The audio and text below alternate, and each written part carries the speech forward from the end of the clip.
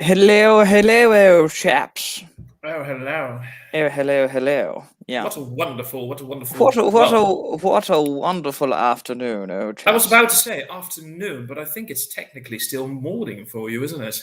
No, it is. It's a little, because I've still got my computer on Swedish time. Exactly. Yeah, I have. Because you're Yeah. not in Sweden. Where are you?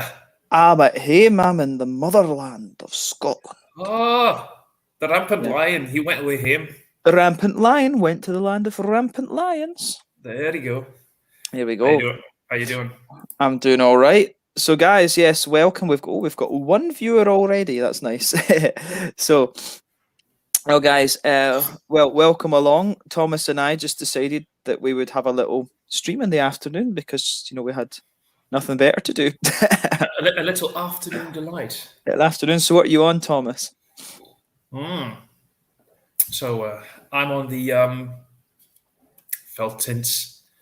It's a bit early for like really drinking heavy stuff. I might have something later. But I figured if I'm going to go on a live stream, I do want something to drink. So I just went for just a quick Feltons, just a quick. I mean, it's a macro lager, but I think it's one of the better macro lagers. When you look at supermarket beers, usually they got like glucose syrup in it, and it's like malt extracts, hop extracts. This actually just says, Reinheitsgebot, isn't it? yeah, it's water, barley malt, hops, and of course yeast. Otherwise, you're not going to get any fucking, you know, it's I've going to not have actually. I yeast. don't know if I've actually had Veltins before. Well, I just think it's one of those. It's one of those nicer supermarket lagers. It's like 73 cents a can here, so that's decent.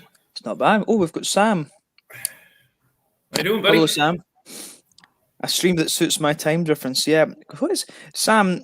I forget. You're about 10 hours ahead of us now. So for you, it's going to be like 9:30, 10:30, something like that. Australia is ahead of us, right? Yeah. I forget what city Sam's in. Is he in Perth or is he? He mentioned it once in a live stream, but I think he's in. I think he might be in Perth because I forget what the time difference is between East and Western Australia. If it's 3 or if it's 4. I honestly don't know. Hmm. That's a good. Well, but maybe he'll enlighten us in a wee bit. In a wee post, yeah. But I know I've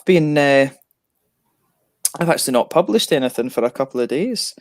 I've just been kind of enjoying a bit of time at home, and I've got my last review that I filmed in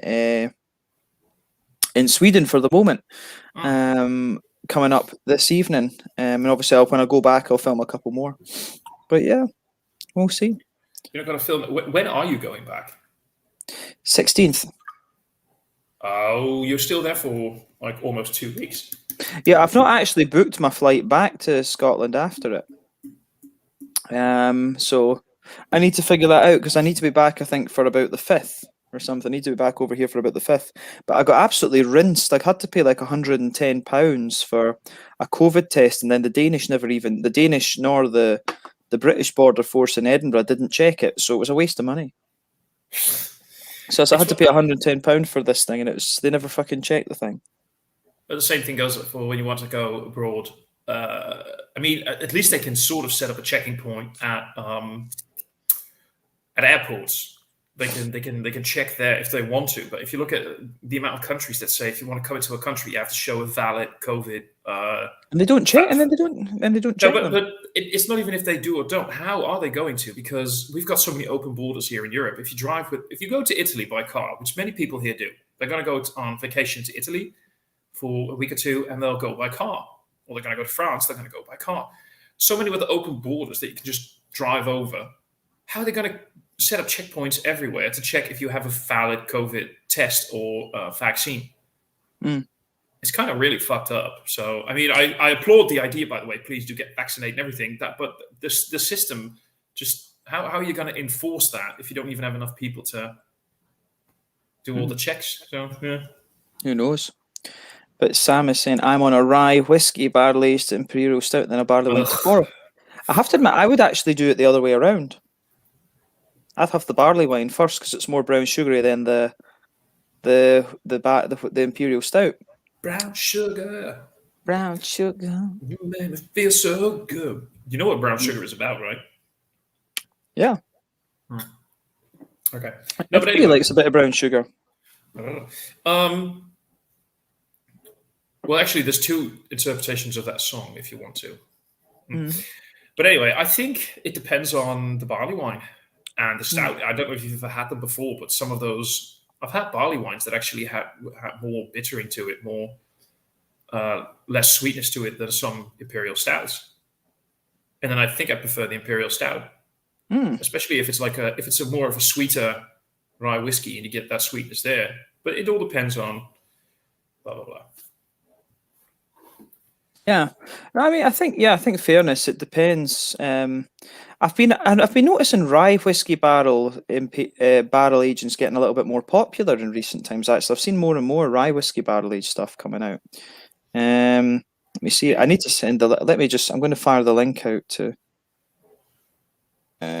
Just wasn't sure who'd be available at this time, but there we go. But yeah, no, we're getting a few more comments. Sorry.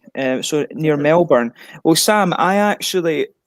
It depends how things go, but after I'm in Japan, I might come. Depending if the Australian borders open, I might come down to Australia and visit my family down there. So if I do make it to Melbourne, we need to do some filming. Actually, we should go and film some porn together, obviously, but we should go and Bow chicka wow wow. bam chicka wow wow. Yeah, film some bumming, but obviously we should. I'd be keen to go and check out some of the brew pubs and things like that. If you fancy being in some out and about videos. Greg is saying hi, both. I'm having a few days in Cheers to Craig. Scotland. Yeah, that'd be nice. When are you in? Well, Greg, that's a good point because I actually could probably meet you. Where are you going? And when? I'm on single origin Peruvi coffee from M&S. Interesting. Sam, hope you. Cheers, Sam, and hope you have a good time, Bowman. There we go. Yeah, I sent the link to both Greg and Adam, so maybe they can join if they want to. But yeah, well, unless Adam's cleaning an oven again or something. Oh yeah, like that. Adam's always doing something. He's always a busy man. What are you? Good husband. What are you on, by the way, Thomas? The beer? Yeah, I told you like 5 minutes ago. Felton. So yeah, I'm on this. Oh, Diet Coke. Bar Scottish Cola, laced with opium. I thought you would be on the Iron Brew. I'm not a great fan of Iron Brew, actually. I never had it. I don't mind it every so often, but just I'm in Glasgow on Tuesday, then a few islands around Oban. Wednesday, Thursday. When are you? I don't know. I actually have stuff to do on Tuesday, but when are you back? Would you, well, Greg? Actually, I don't know how convenient it would be for you, but I'm not far away from Glasgow. So what day are you passing back through? Because I could probably meet up with you. Have you been to the Stirling Brewdog, actually? Do you need to take the Stirling Brewdog off your list? I still need to go to the Brewdog we have here in the Netherlands. There's one in Rotterdam these days. And so not one in Amsterdam as well? No, we only have one in Rotterdam. I think Amsterdam has something with Mikkeller, I believe these days. Was that in Amsterdam? Let me Google that for you. I'm not sure. Yeah, so we have Mikkeller Amsterdam. There's Beer Bar and Kitchen, Mikkeller at More Beer. So there was more beer. Let's see. Let's see what they have on draft. I can share this actually. You want me to? Oh, why not? It's a Mikkeller bar in. Let's see. Where share? Oh God, I need a new mouse. My mouse is being. Adam's saying that he's in his pajamas and he's washing up, then mowing the garden. He's in his PJs. How fucking sexy. And Greg's like Scotland Brewdog completed it, mate. Oh, that's gutting. All right, you need to add the screen. So let's see. They got Godless Eagle. That's like me, godless. There you are. Oh, I like this. This is a 5% ABV American Porter. I like the sound of that. Who brews this?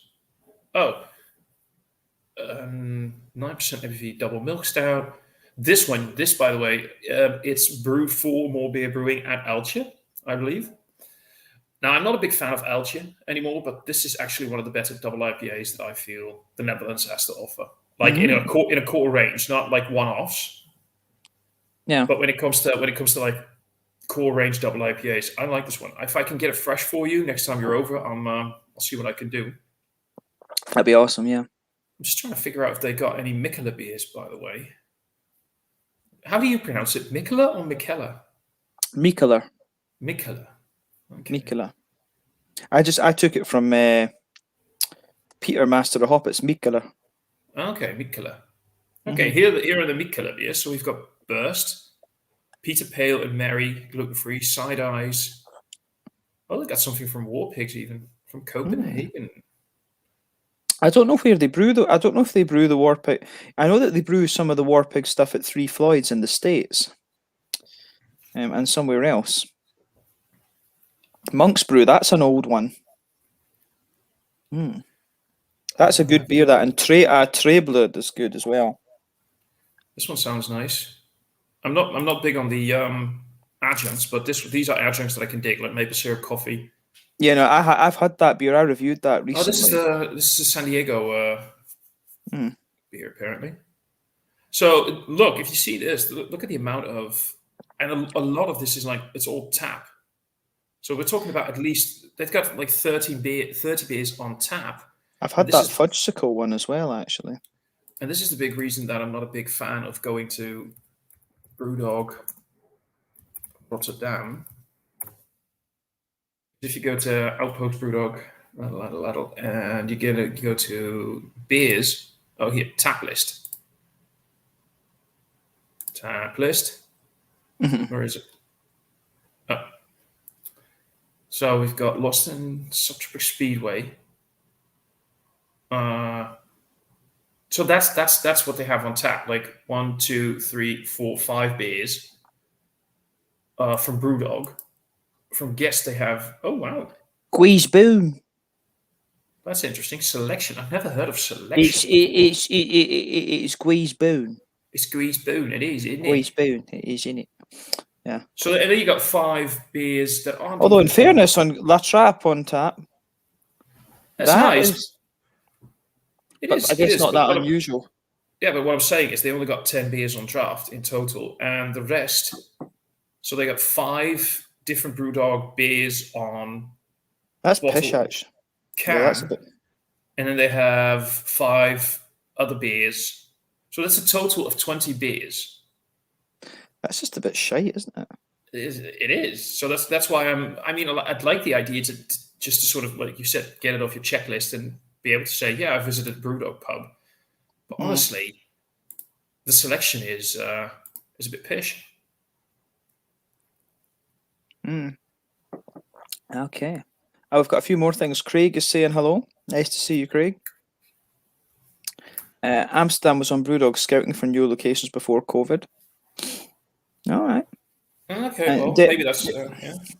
Definitely keen to catch up with any of you guys down here, as long as I get a little notice. Just as I'm in a regional area, hours away from... Ah, right, okay. Fair enough. Where exactly are you, Sam? Are you in Geelong or something like this? Spent a bit of time in Geelong. I didn't like it. he said he was near Melbourne. No, that's what he's saying. He's out in the regional area, a few hours away. So he needs to, if he comes, he needs to book something. Greetings from a foreign Belgium in Switzerland. That's very foreign. What's up, Leonard? How's it going? How you doing? Cheers, my little lovelies. From Paul. Oh yeah. Man, insta heart, just like that. Oof. Insta boner. Australia needs better trains. I'm supposed to be in Sydney and Canberra in 2022. You know, I loved Brisbane. Like, see, on Brisbane was awesome. You could just, instead of taking the subway or whatever, you went on the boat and you just went round the river. It was awesome. Loved it. It sounds cool. I've never been to Australia. I've never really left the Netherlands all that. I'm quite excited to go back because I think when I was there last time, I was a little bit like, But because it was quite expensive just going there as a sort of tourist. But now that I've got better work and things like that, it's thing. Oh, Paul's saying he can join. Let me get the link to Paul. I was about to send it to him, but you're on it? Yeah, here we go. Here he is. Cheers, Paul, and he's joining. Yeah. Prepare your anus, Paul. Prepare the bum. I'm looking forward to meeting Paul next year as well, actually. Come with me to the other side. Yeah. Yeah, I'm keen on visiting the state. I really hope that next year I want to do the Beer2Palooza thing. Well, if we can get that, I'll be back from Japan in January, I think, because they told me I can get a 90-day visa, and then I'll come back for a while. Then I'll go out to Japan again via the States, I think. All right. Well, if we can get to the States next year, if we can do the Beer2Palooza thing, depending on if Paul is going to the state, if Paul is going to the Beer2Palooza, I'll probably go for a week. I think I'd say go for 2 weeks. I was about to say, because if Paul isn't going, then I'll probably go for 2 weeks so I can visit Paul for a while as well. Go visit the Queen Mother, as we can all see. Yeah. Oh, yes. What's up, Paul? How's it going? Hello. I'm coming next year. I just don't know when yet. Usually they try and do the Beer2Palooza somewhere in August, September, I believe. So. Oh, Beer2Palooza. Yeah, I'll go to that. Blah, blah, blah, blah, blah. I'll go to that. Yeah, I'll be there for next year. Nice. I'm just going to make sure I can as well. I just, by the way, saw Adam's message. Adam, if you are coming to the Netherlands in March, April, we definitely need to make sure that we hook up somewhere for a point or two. Make that happen. Do some out and about filming. Yep. Paul was saying New Zealand and Australia are on your go-to list. Oh, absolutely. I want to go to the Australia Zoo and weep like a small child. I've been there, actually. It's quite cool. I know. I'd love to go. What's so special about it? That's it. You know, do you remember Steve Irwin? Steve Irwin was always my hero. Oh, of course. It's on the Sunshine Coast, actually. Or, wait, yeah, Gold Coast is the one that's south, and then Sunshine. Yeah, it's on the sunny coast. Sunshine. I mean, it would actually be really cool too, because I used to be a big wine drinker before I got into craft beer and stuff. To go through the southern part of Australia and hit the Shiraz and different I was varietals literally just thinking that. I'm not a big wine drinker. I mean, I like wine. I'm not a big wine expert. Let's say it like that. But I do know which grapes from which countries I love, and I love Shiraz from Australia. There you go. They got that sort of minty eucalyptus thing going on. I don't know how, but I love that. I love that particular grape. Random topic just when you mentioned grapes, but I encountered there's a new sort of sub-style almost, the Italian grape ale. Have you tried any of those? No, not actually from Italy, but I've had a grape ale from a Dutch brewery. Let me look it up. No grape ales, but I've sampled some snail trails. That's different. But no, I've never had actually, I don't think I've ever had grape in anything. The only beer that I ever did have grape had was it what the fuck, Black and Blue or something it was called. It was from Dogfish Head ages ago, and it had is it My Antonio or something like that? It had grape muster in there, like white grape must, and I didn't like it. Didn't like it, and that was ages ago. I have to see. I love grape juice. I love grape. I'd love to try. I don't know if there's a brewery really doing it yet, but the Japanese, their red grapes are just, I don't know what it is. I love Japanese, like purple red grapes. I'd love to see some breweries over there doing some sour beers. We're gonna do a Belgian kvass here soon when I start brewing again, when I get a little time. And I was thinking about topping it up with something, either apricot or black currants, black cherry, or maybe grape. I'm not sure. Something that would go well with that, bready earth, spiciness. Yeah. Could you share the thing I just? Yeah, I'll flick through the comments quickly. Then Oh stick it yeah, out. Yeah. And then we could talk about that grey veil. Yeah. Selfish. So also got told on Thursday at my work trip to Holland is now being booked for March, April. Look, I'm going to say one thing though, Adam. I love you. Stop calling it Holland. It's the Netherlands. It's not Holland. It's North Belgium. It's North Belgium or East Germany. No, West Germany. West. No, it's West. Yeah, no, it would be Germany. West Germany. No, it's right. You're right. It's West. Yeah, It's not southern. It's not southern Denmark or anything. So there you go. It's Southwest Denmark. It's not Holland. joined. So I'm further west. Netherlands. I'm further west of Geelong. My hometown is Warrnambool. I've been through there. Yeah. I go to Melbourne regularly for my beer and food adventures, but I haven't been able to let you due to the fucking. I've heard that the Victoria lockdowns have been shite. Actually, yeah, my cousin was out there. Also, Jim, if you're still looking for work in Japan, oh, okay, that could be interesting. Oh, we lost Paul. I will see. That could be interesting. Ooh, we'll see. Oh, we lost Paul. There we go. Let me put Paul back in. But no, Adam. Yeah, I'll chat. Adam, I need to chat to you about some. I wanted to chat to you about some beers, and I'll chat to you about that as well. Actually, because Peter has my Vault Cities and stuff like this, so I was keen to send you a little bit more money and get some Liverpool and some Cloudwaters and all this kind of thing. So we'll chat about that if that's cool. Get them all the Durham White Ale. Well, Peter bought me some German stuff, and he also bought me a couple of Scottish things because he was doing an order. And I was like, "Oh, Peter, go and order this for me when you're doing it." Okay. Oh, great! Out, and we've got I'll be around Moordyke. Yeah, so it's yeah, only I just saw that. yeah, it's only about 2 hours on the train from South up to Thomas, Adam. So it's not such a big deal. It's quite cheap. I think it only cost me €20 as well. Yeah, and if I can do like one of those day tickets, they're like usually like 17 to 19 euros, and I can just travel all day by train anywhere I want, back and forth. I'm just going to send Craig the link. I've just seen that. I already did. Ah, okay. Yep. So Craig might join us. Yep. P. Bruce Pint of good wine here. Adam saying cheers. ORA is brewing out of London. Ah, yeah. It was Cadil. What was it? Cadil Brado that I had, and that was my first because I'd had quite a few grey ales from Lover Beer, and what was the other one? I can't remember, but yeah, Cadil Brado. These guys are doing some awesome stuff, and we've got. You've had some of them. I still have a bottle of one of their sours in the refrigerator. Really need to try and have. Oh, do that, Cadil Brado. Lovely stuff. I might review it later today. Yeah.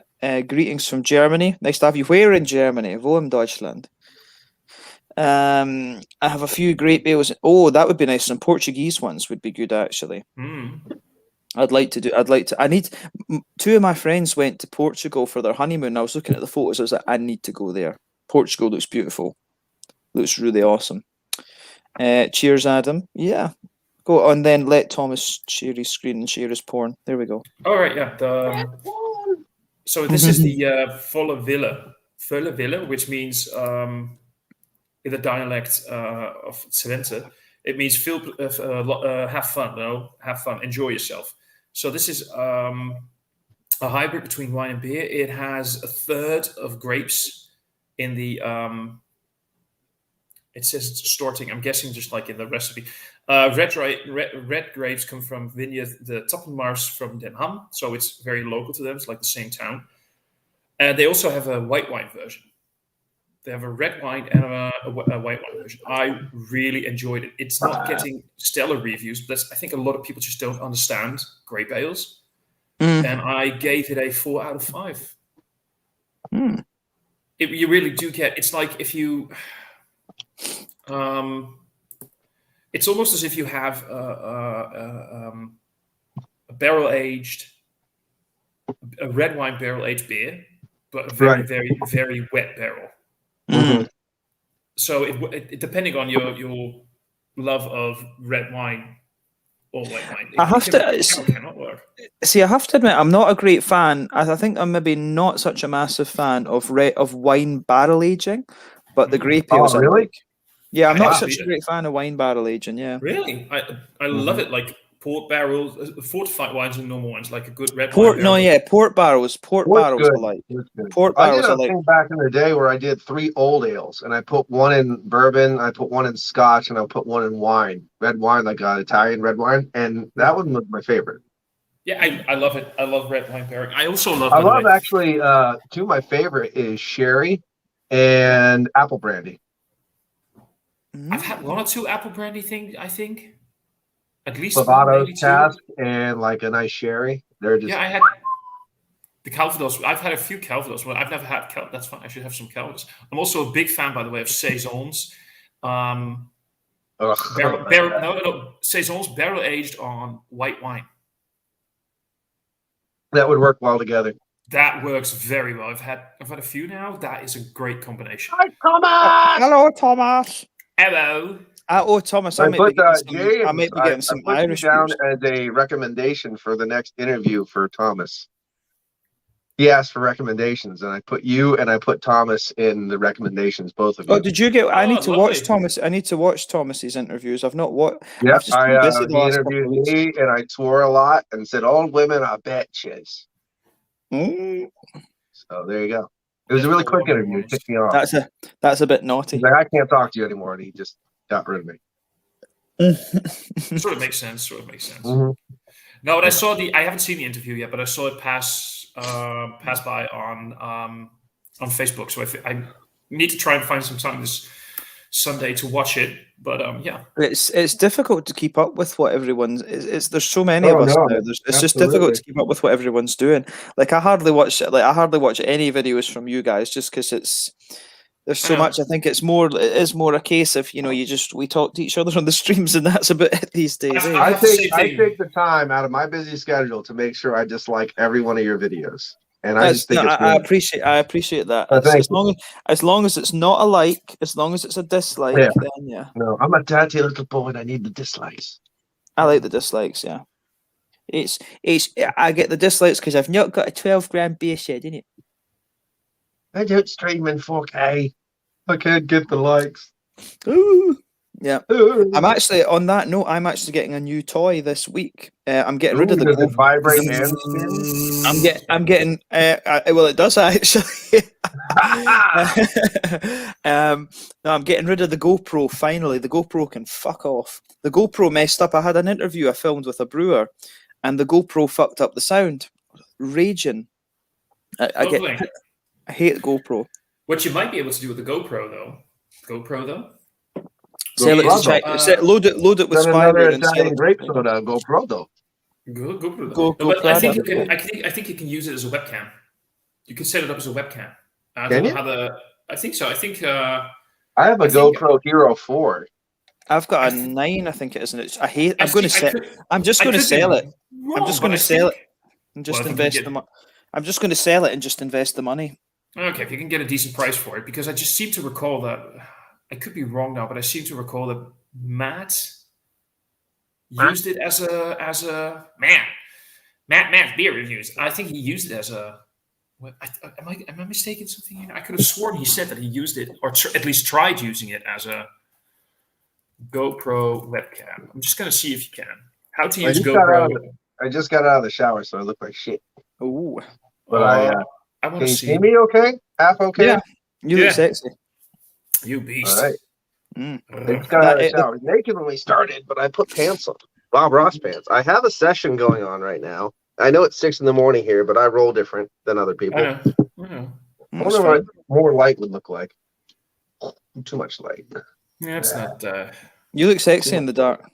I want to film it. And see, Paul, when I come to the channel, when I come to the States, I'm going to film my Meet the Blogger with you in the dungeon. Oh fuck yeah! No, we'll get the dungeon all set up for you. Yeah, it's going to be two different videos filmed. One for YouTube, one for OnlyFans. Oh, you. Well, no, one for YouTube, one for RedTube. I got a little session going on right now.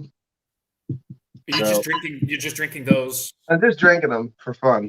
Nice. Which vintages? Just the 20? 2020s.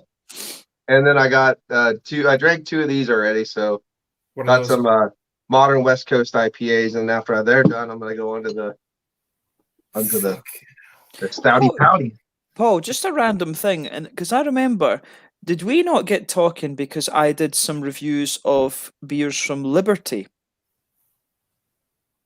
back in the day? Liberty. Liberty Brewing, are they not? Is that what their name was? Yeah, he kept shouting. No, I remember you did James kept Victory. shouting, "Give me Liberty or give me That's death." it, Victory You did Brewing Company. Victory. Yeah, Victory. Yeah. That's what I mean. Yeah, yeah. Are they Mhm. still on the go?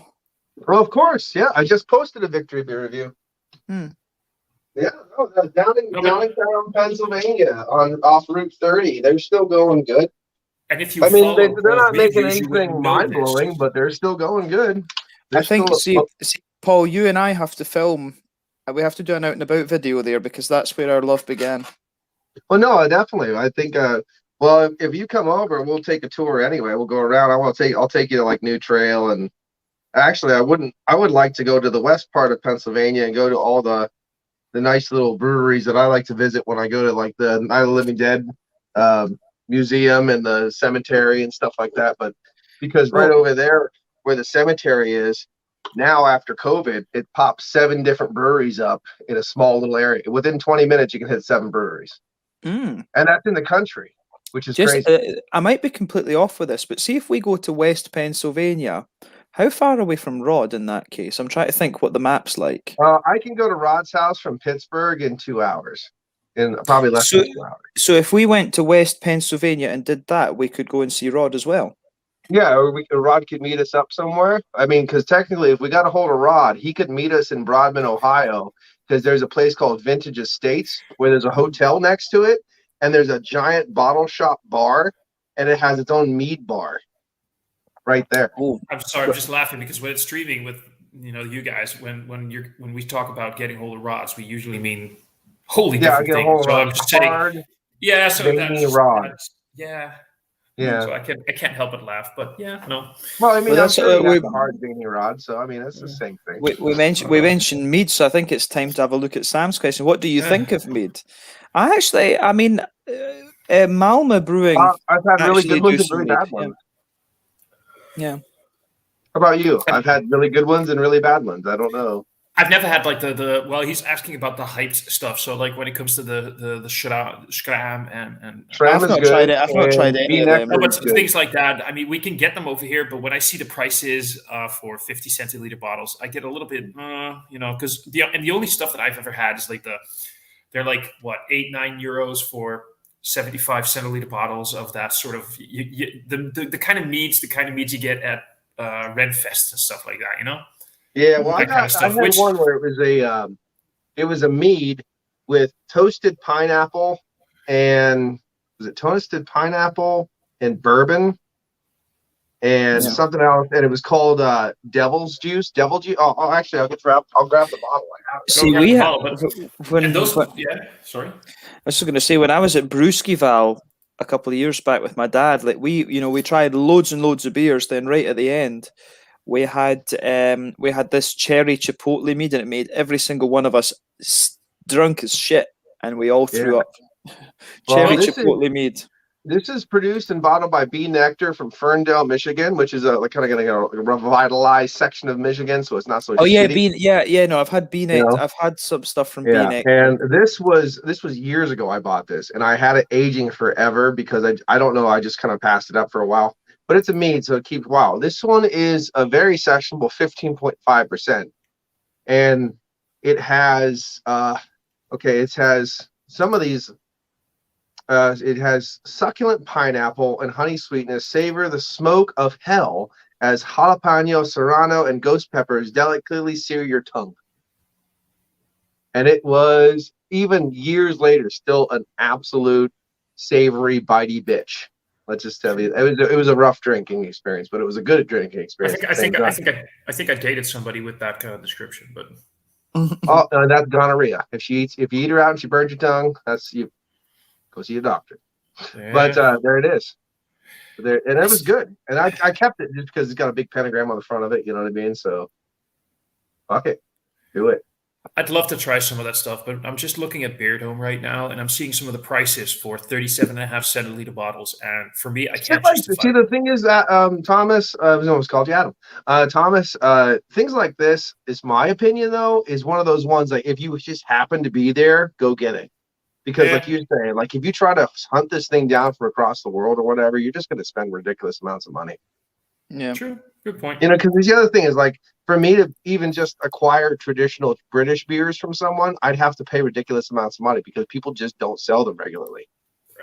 True. No, you're right. I mean, sometimes it's nice to splurge on some good stuff. But Yeah, I mean, honestly, I got on there for a while because I ordered all that beer from Craft Shack, and their selection doesn't look very good anymore. So yeah, I mean, I think it's gone into bigger and better things now. I mean, it's the same for me. Like I've been wanting to try like a Hoppin' Frog for a while. I'll get you Hoppin' Frog and come over. We'll go to Hoppin' Frog. Actually, it's not too far away from Robin, Ohio. Yeah, no, see that I've been wanting to try one. I've only had one, but you're gonna fucking that is. I have to say though, I was like a bit iffy because that was like a pricey bottle for me. At least I considered it pricey when I started. That was the one that I had was $31 American, and I bought it in America near Hoppin' Frog. Yeah, but it was like a bomber. It was a 22 ounce, a bomber, which is $6.50, I think, or something like that. Yeah, it's $6.50. But it was one of the best goddamn beers I ever had. It was one of those ones where like, oh, it's totally worth the price. Like, I might have gotten lucky then. Yeah, it was one of those like it was because it was Taurus. It was barrel aged Taurus. Same here, and I think I paid fucking fruit flies. I think I paid. You're gonna laugh your ass off. And maybe somebody mislabeled it because this is like several years ago before I even started the channel, and the idea of buying beers that expensive was a bit weird for me. But I think I paid 23 euros for it. That's a great price. And it was Taurus, and it was. I'm going to look it up. It was. Was it the regular Taurus or the barrel aged? No, it was I think it was a barrel aged, if I remember correctly. That's a great price. It's a great price because when I drank barrel aged Taurus, that beat the shit out of Parabola because I've had that many times. It beat the shit out of Dark Horizon. It beat the shit. And I mean, like it beat the shit out of so many other beers that I've had that I just like. This is fucking fantastic. It was barrel aged Taurus the Tyrant. I don't think I untapped that because I was off Untappd for a while. Oh, but you did tap it though. Oh, I had a pretty picture for it as well. I had such a pretty picture. Here, I can show you. It's such a pretty picture. Pretty. Wait, but yeah, no, and James, you can order from Beard Dome, right? In Sweden, yeah, but at the moment I'm trying to get rid of all my supply in Sweden. I know. So this is the pretty picture I had for it. It was such a pretty picture. Needs a little cropping, but it's a nice picture. Yeah, well, I need a little bit of cropping, but you know. Yeah, but I'll check out Beard Dome for you very quickly, James, because I believe Beard Dome actually has quite a lot of Hoppin' Frog. See, I saw that they had. I saw that they got some Argentine beers the other day. They don't have them anymore right now. Sorry. Yeah. They might because they get. Okay, so they don't have any Hoppin' Frog, right? Yeah, they do. Actually, did you guys know that Hoppin' Frog comes in 11.7 ounce bottles these days? No, so they're smaller. I haven't seen one in a while, but that's a shame because I like big bottles. I know, same here. So here we have Hoppin' Frog, Taurus the Tyrant, but this is the non-barrel aged version, coming in at 13.8%. It's a 12 centiliter bottle, by the way. 12 euros. So considering the fact that I had a bomber of the barrel aged version for 23 euros. Mm-hmm. You were just a little bit over €1 an ounce. Yeah. But anyway, so just so you know, James, Beard Dome does get Hoppin' Frog every now and then. I never knew Hoppin' Frog canned. I've seen cans. I've seen from them recently. Oh my shit! They do a couple beers that would be good in cans, like they do like a birthday cake IPA and stuff like that would be very good in can. Do they have a Scotch ale? They do. They have Hoppin' Frog Scotch Ale is a Kilt Lifter. There's Kilt Lifter. I'm trying to think between we actually did a Scotch Ale thing on PA Brew News back when Joe was here and Matt was here, and it was We did Hoppin' Frog, we did somebody else, and we did Thirsty Dog. Yeah, they do have a Scotch ale. I just can't remember the name of the goddamn thing. I think thought it was Kilt Lifter sounds familiar, actually. Yeah. Just to answer what could be Adam's. Just to answer Adam, what could be the beer you guys had? Because I just stumbled over this. That's fucking funny. They actually have. Wait, let me. Are you seeing this? Yeah. 24.8 centiliters. It's a tiny little can. It's what is it that Lervig? That Lervig cup? Is that the one? No. Which one? They did one with Lervig that I had. In a small can as well. If it's Lervig, it's probably if it's Lervig, it'll be a stout. Because this is like one of those things. I don't think it was a stout, but it was a big old brew they did with Lervig. It was barrel aged. It's funny because this is like a 12 point. It's an 8 point something ounce can. Sipping out of sight, baby. I've never had that one. I don't think. Yep. I'm just gonna flick through these comments a little bit. I had my first craft mead from Scram with Harry and Brewdog Liverpool. It was far too sweet. Scram Valentine backs one on draft. Jim, what styles? I tell you what, Adam, we'll have a chat about that on Messenger because I can't really think just now. But I had a couple of ideas. I'm gonna try to do a mead here too. But meads take a long time. Like it's 6 months minimum for it to brew. Like you have to brew it and then you have to mature it. You know what I mean? Yeah, that's it. Paul UK Trad traditional. Paul UK Trad Christmas box. Oh yeah. Woo-woo! My birthday's on the 16th, so there you go. I think he already knows that though. Awesome. I remember you reviewing that Hoppin' Frog, Paul. Yeah, see. Awesome. Kent Beer Reviews, Craig. What was that canned Hoppin' Frog we had in Manchester? I don't know. And then wasn't on. Thomas, this was a stout or barley wine. That was the one that I just shared. Was a stout. This was wasn't it? It's a chocolate cherry. I think it was a stout. Yeah, no, this was a stout. Chocolate cherry martini beer. Yeah. Imperial stout, so it could be that one, but I don't know. But I don't know. I'm just. Yeah, I've got a bunch. I actually need to do a sort of unboxing video. I've got a box of German and Belgian stuff that I've ordered to kind of film in preparation for going to Japan, so that there's a bit of crossover. Because obviously with Little Man, I think we'll end up being quite busy. And then I've got Scottish stuff, and then I'm getting some Irish things in as well from my Irish beer guy. So I'm getting that. I need to, but as I say, my new toy will arrive sometime this week, and then I'll start filming again. My new vibrating and rigging toy. I was about to say, please. It even lights up. I was just about to say, just please film many things with your new toy. And it's rechargeable. I'll bring it. Yeah. It is rechargeable, and it's got many different. It's got many different inputs. Oh, I remember the beer now that they're talking about. I haven't had it, but I think I heard some of the American guys talk about this. It's sort of like Craig just posted which beer it was. Oh, is this the one with Santa Claus? Oh, it's not like with Santa Claus, but they're trying to go to that sort of kind of. The funny thing is, I've never had a Lervig beer by itself yet. I've never found one. Oh, Paul, remind me of that because I have a list saved in my Systembolaget, and then I don't know if I can get you Lerv. I'll try and get you. I think I can get you a can of.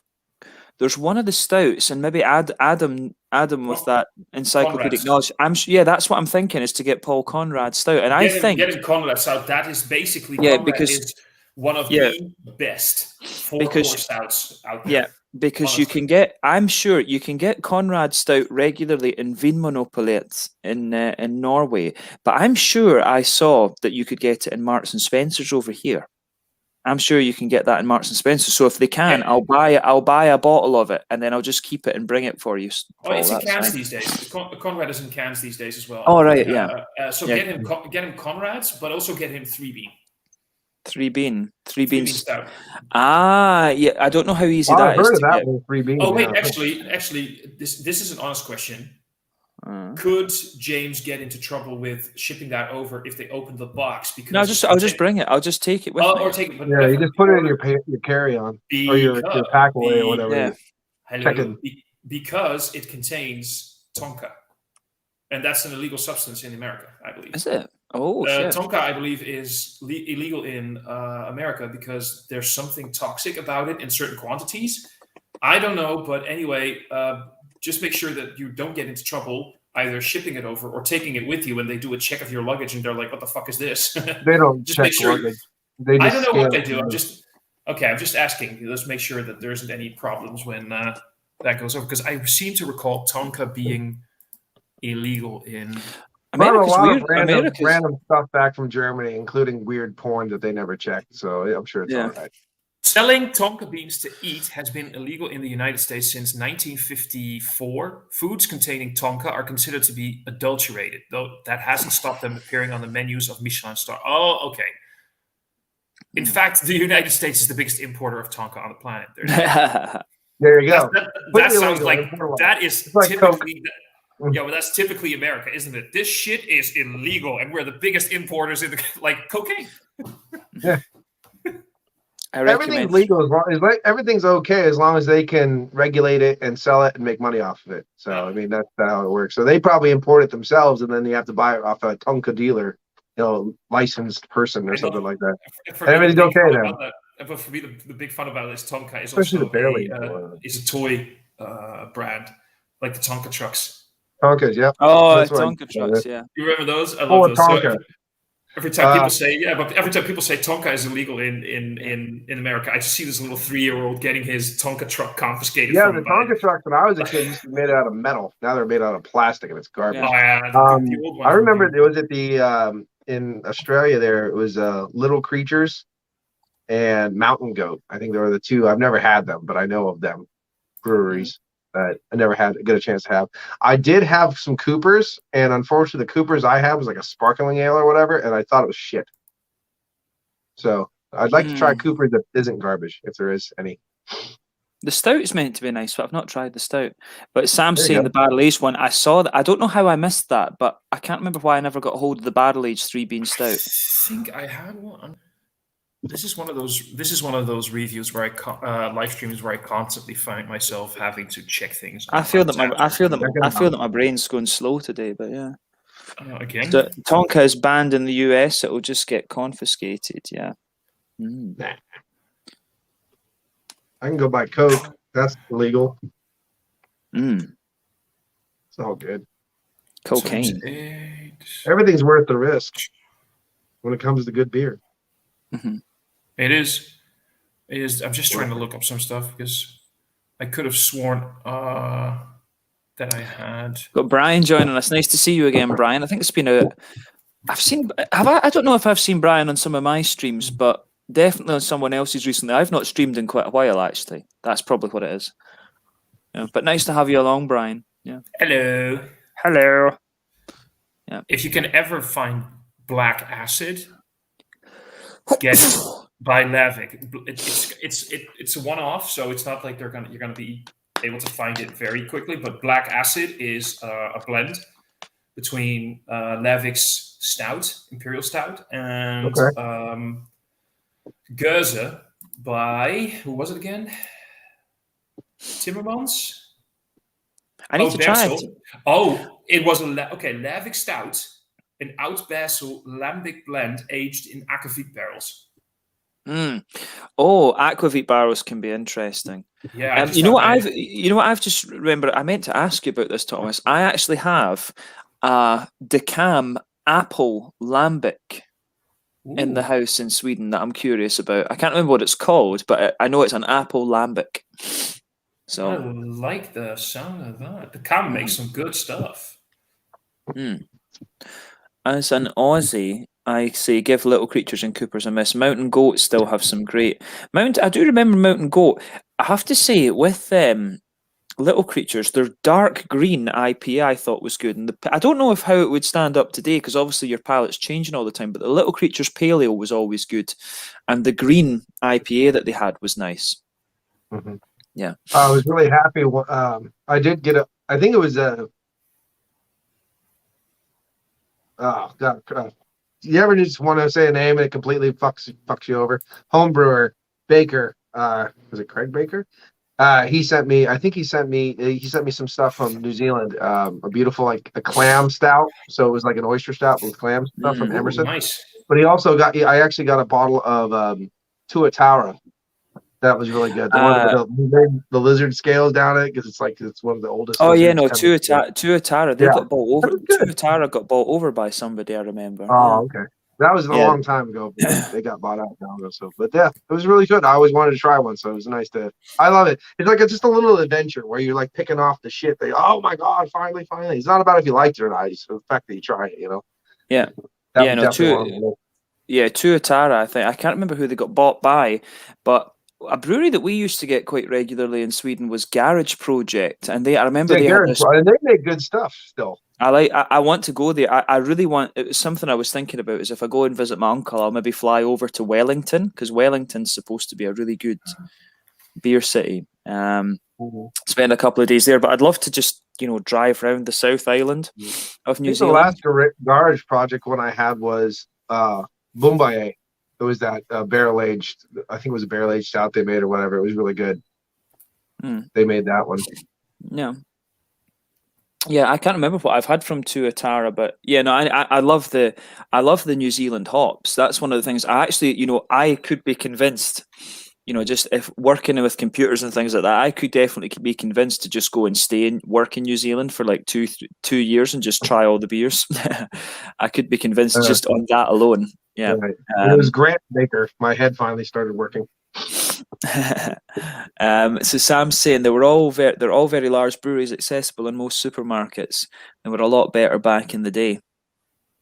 What's your favorite craft beer that's not so accessible over there in Australia? What are those, like top 3 or whatever? Yeah, that'd be interesting.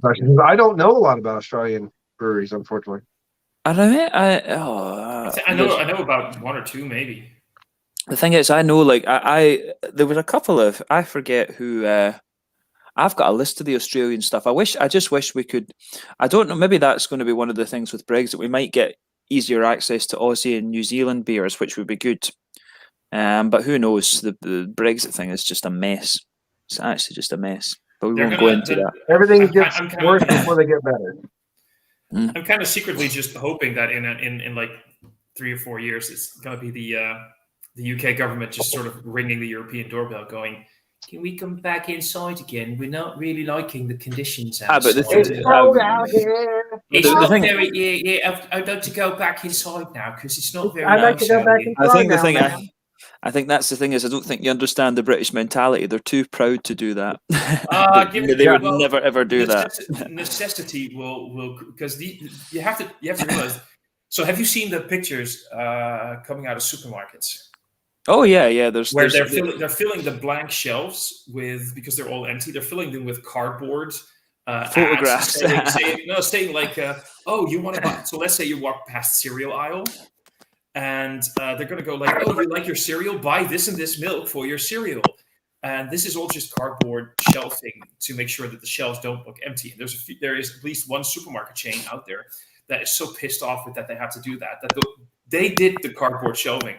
But what it said, instead of like, buy this product right now, it said, are you missing this and this type of cereal? Maybe you shouldn't have voted Brexit, you stupid fucking cunt. It literally says that. When you're walking in the supermarkets, they're basically yelling at their customers like, yeah, hey man, you voted for Brexit, so deal with the fucking consequences.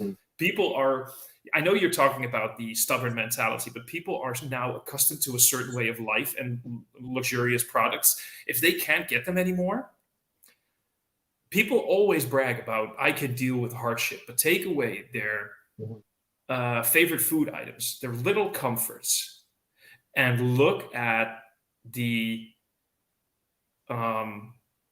switch in mentality that you'll get.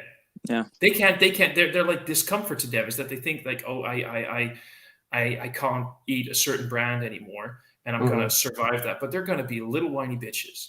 So They're gonna be little whiny because they voted Brexit, and I don't want to sound like an idiot, but I don't pay attention to politics. I just don't. I prefer not to because it stresses me out. But so that means like no foreign trade whatsoever with Europe at all. I mean, that's basically what that means. No, They- well, that's what no, it but sounds it like. means They that, can. Sorry. well, it means that there's basically what they've voted, what they've voted for is to become a third country, if you like. So they used to have free access to the European market, no tariffs and everything. That's gone. So they're basically this now, instead of having free access to the biggest market in the world. Well, I think the biggest market in the world is China, but Yeah, I know what you mean. the CCP don't allow people in, but that's I hate the CCP. That's another issue. Don't get me started on that. But basically, they voted to be a third country to the biggest market on their doorstep, because they're saying, oh, we'll make all these deals with America and stuff. The European market's not far off twice the size of the American market. And plus, it's the other thing as well, is they're talking about giving the American medical companies access to the NHS and stuff, and that is an extremely bad idea, because all it's going to do is push up prices, and it's going to cost the taxpayer more. Because they can still import from Europe, but they have to pay licensing fees and stuff. Is that the only difference? Tariffs and all these. So I mean, they're making it incredibly difficult at the borders. Where they could just the trucks that used to be able to just drive through, they just get. Yeah, but they don't. They don't have drivers anymore, though. They don't have drivers. That's exactly this is the thing. They don't have the drivers. They don't have the drivers. And the other problem is, even if they did have the drivers, the trucks that could just drive through normally, they get on the big fucking ferries. And they have trucks driving in, just driving all the way up to the distribution centers for supermarkets with goods and whatever. They're now holed up at the border. Going like, you need to fill in paperwork. What paperwork? Yeah, this paperwork. Fill in the paperwork. What do I need to fill in? I don't know. No, I don't know either. Or small mislabels, because nobody knows how to actually fill in all these new forms that they created for all the trade. There's like James said, either the trucks, they don't have the drivers for them, so that the goods are still somewhere in Europe, or they're stuck at the border because nobody knows how to fucking import the stuff, and there's just stuff going to waste. Well, every time there's a major change in regimes or politics or parliament or whatever you want, there's going to be a trial and tribulation time, and I don't know. No one knows how long that's going to be, but it's gonna be a while. Yeah, and they'll get it around eventually. The thing is, though, and it's kind of funny, because you get a lot of the older folk that say, oh, we lived before there was the European Union and things like that. And it's like, yeah, and the economy was stagnant. It's like the European Union and having the power of the French and German economies entwined was what actually started the British economy to go on.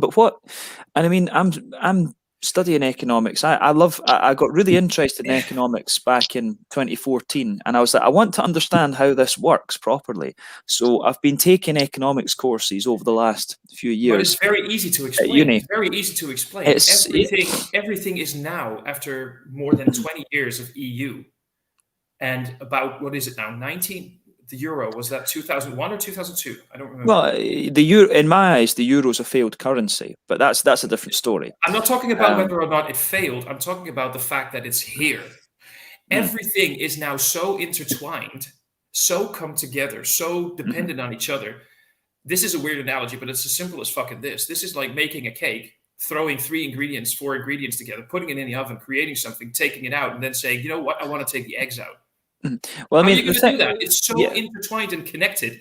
You can't do it anymore. It's gonna fucking. I think at the same time there are a few proper criticisms that the EU has failed to deal with. I think the thing is, they're never going to. The EU seems to have a mentality that it wants to delete the nation state, and I think that's a very dangerous idea.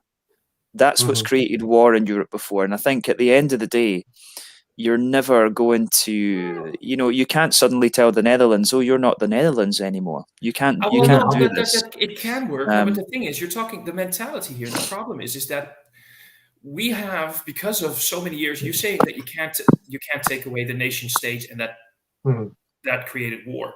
This is because people are basically ignorant, stupid creatures, and they desire identity. And for a lot of people, their identity is, I'm Dutch, I'm German, Yeah, but that's the I'm same this, they I'm said, don't that. call And me if Holland. But it's more complicated than that because no, you've but got no, language and things. yeah, you Yeah, got languages. You got language. I mean, look at over 50% of the world is capable of speaking English.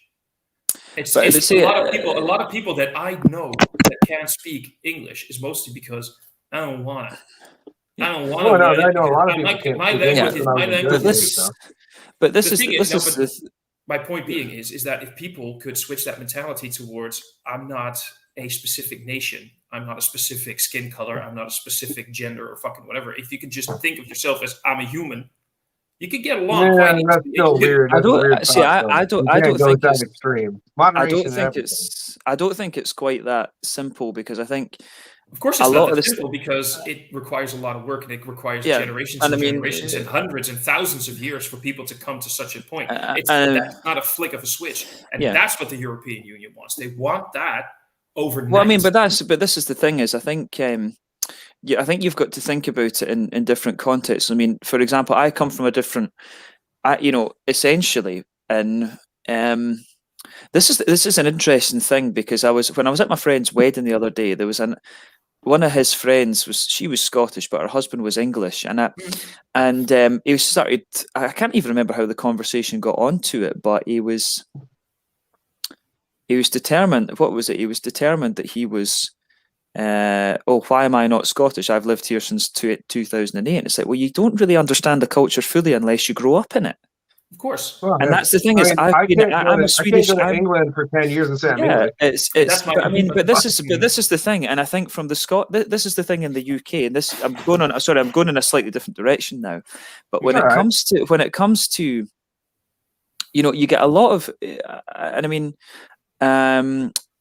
whenever you talk about the in Scotland at least, when you talk about the independence question, you get a lot of you do get a lot of English people who just say, oh, you can tell right away with them they do not understand the Scottish mentality. They just don't get it. And it's almost like they're just like, oh, it's not going to work, it's going to take years, blah blah blah.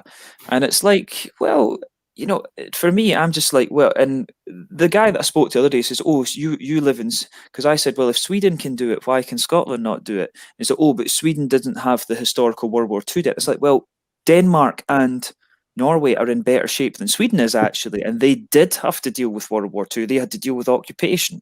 And then so that kind of nullifies any argument you've got. But the thing is, it's like a lot of, you do have that. I have to admit, I think you get a lot of skepticism from English people, and it's just they do not understand the Scottish mentality. In my experience, I think Scots are far more similar to Danes. I think the closest people I've met to the way the Scots think, other than the Irish, would be the Danes. And I think, I don't know about the Norwegian. The Danes are just very straight talking, direct. The Swedes, I think we share a lot of the similar values to the Swedes. I understand that, but the that's also Danes we're very much like the Danes, I think. See, that's what I just. The point being is that something like getting rid of the nation states and just making one big, whatever world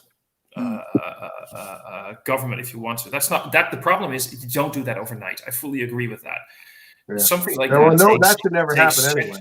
It's going to take if it happens. I'm saying if it's going to take centuries and centuries and centuries because people want that.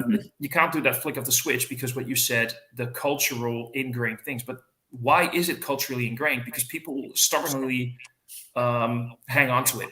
They're like, we always did it this way, so we're going to keep on doing this way, and you're not going to take it away from me. But it's about wanting to be able to think outside. But I mean, the thing is, though, Thomas, we're evolving because if we went back to just after the Second World War, right? How much awareness would Scottish people have had of the Netherlands at that time, and vice versa? Not a lot. It's developing that way. I'm not saying that I'm not saying that we get rid of all of that identity. I'm saying that there is room for more. You can be both. You can have a cultural identity, but also be able to think, have a broader mindscape than just hanging on to that dear oh my God, my culture, my whatever, it's going to disappear because, I mean, cultures have changed over the years, over the centuries, all the time. Look at, you just mentioned the UK. Look at the UK. It is a melting pot of whatever. And even you can say whatever you want, but Scottish culture right now is not the same as Scottish culture 800 years ago.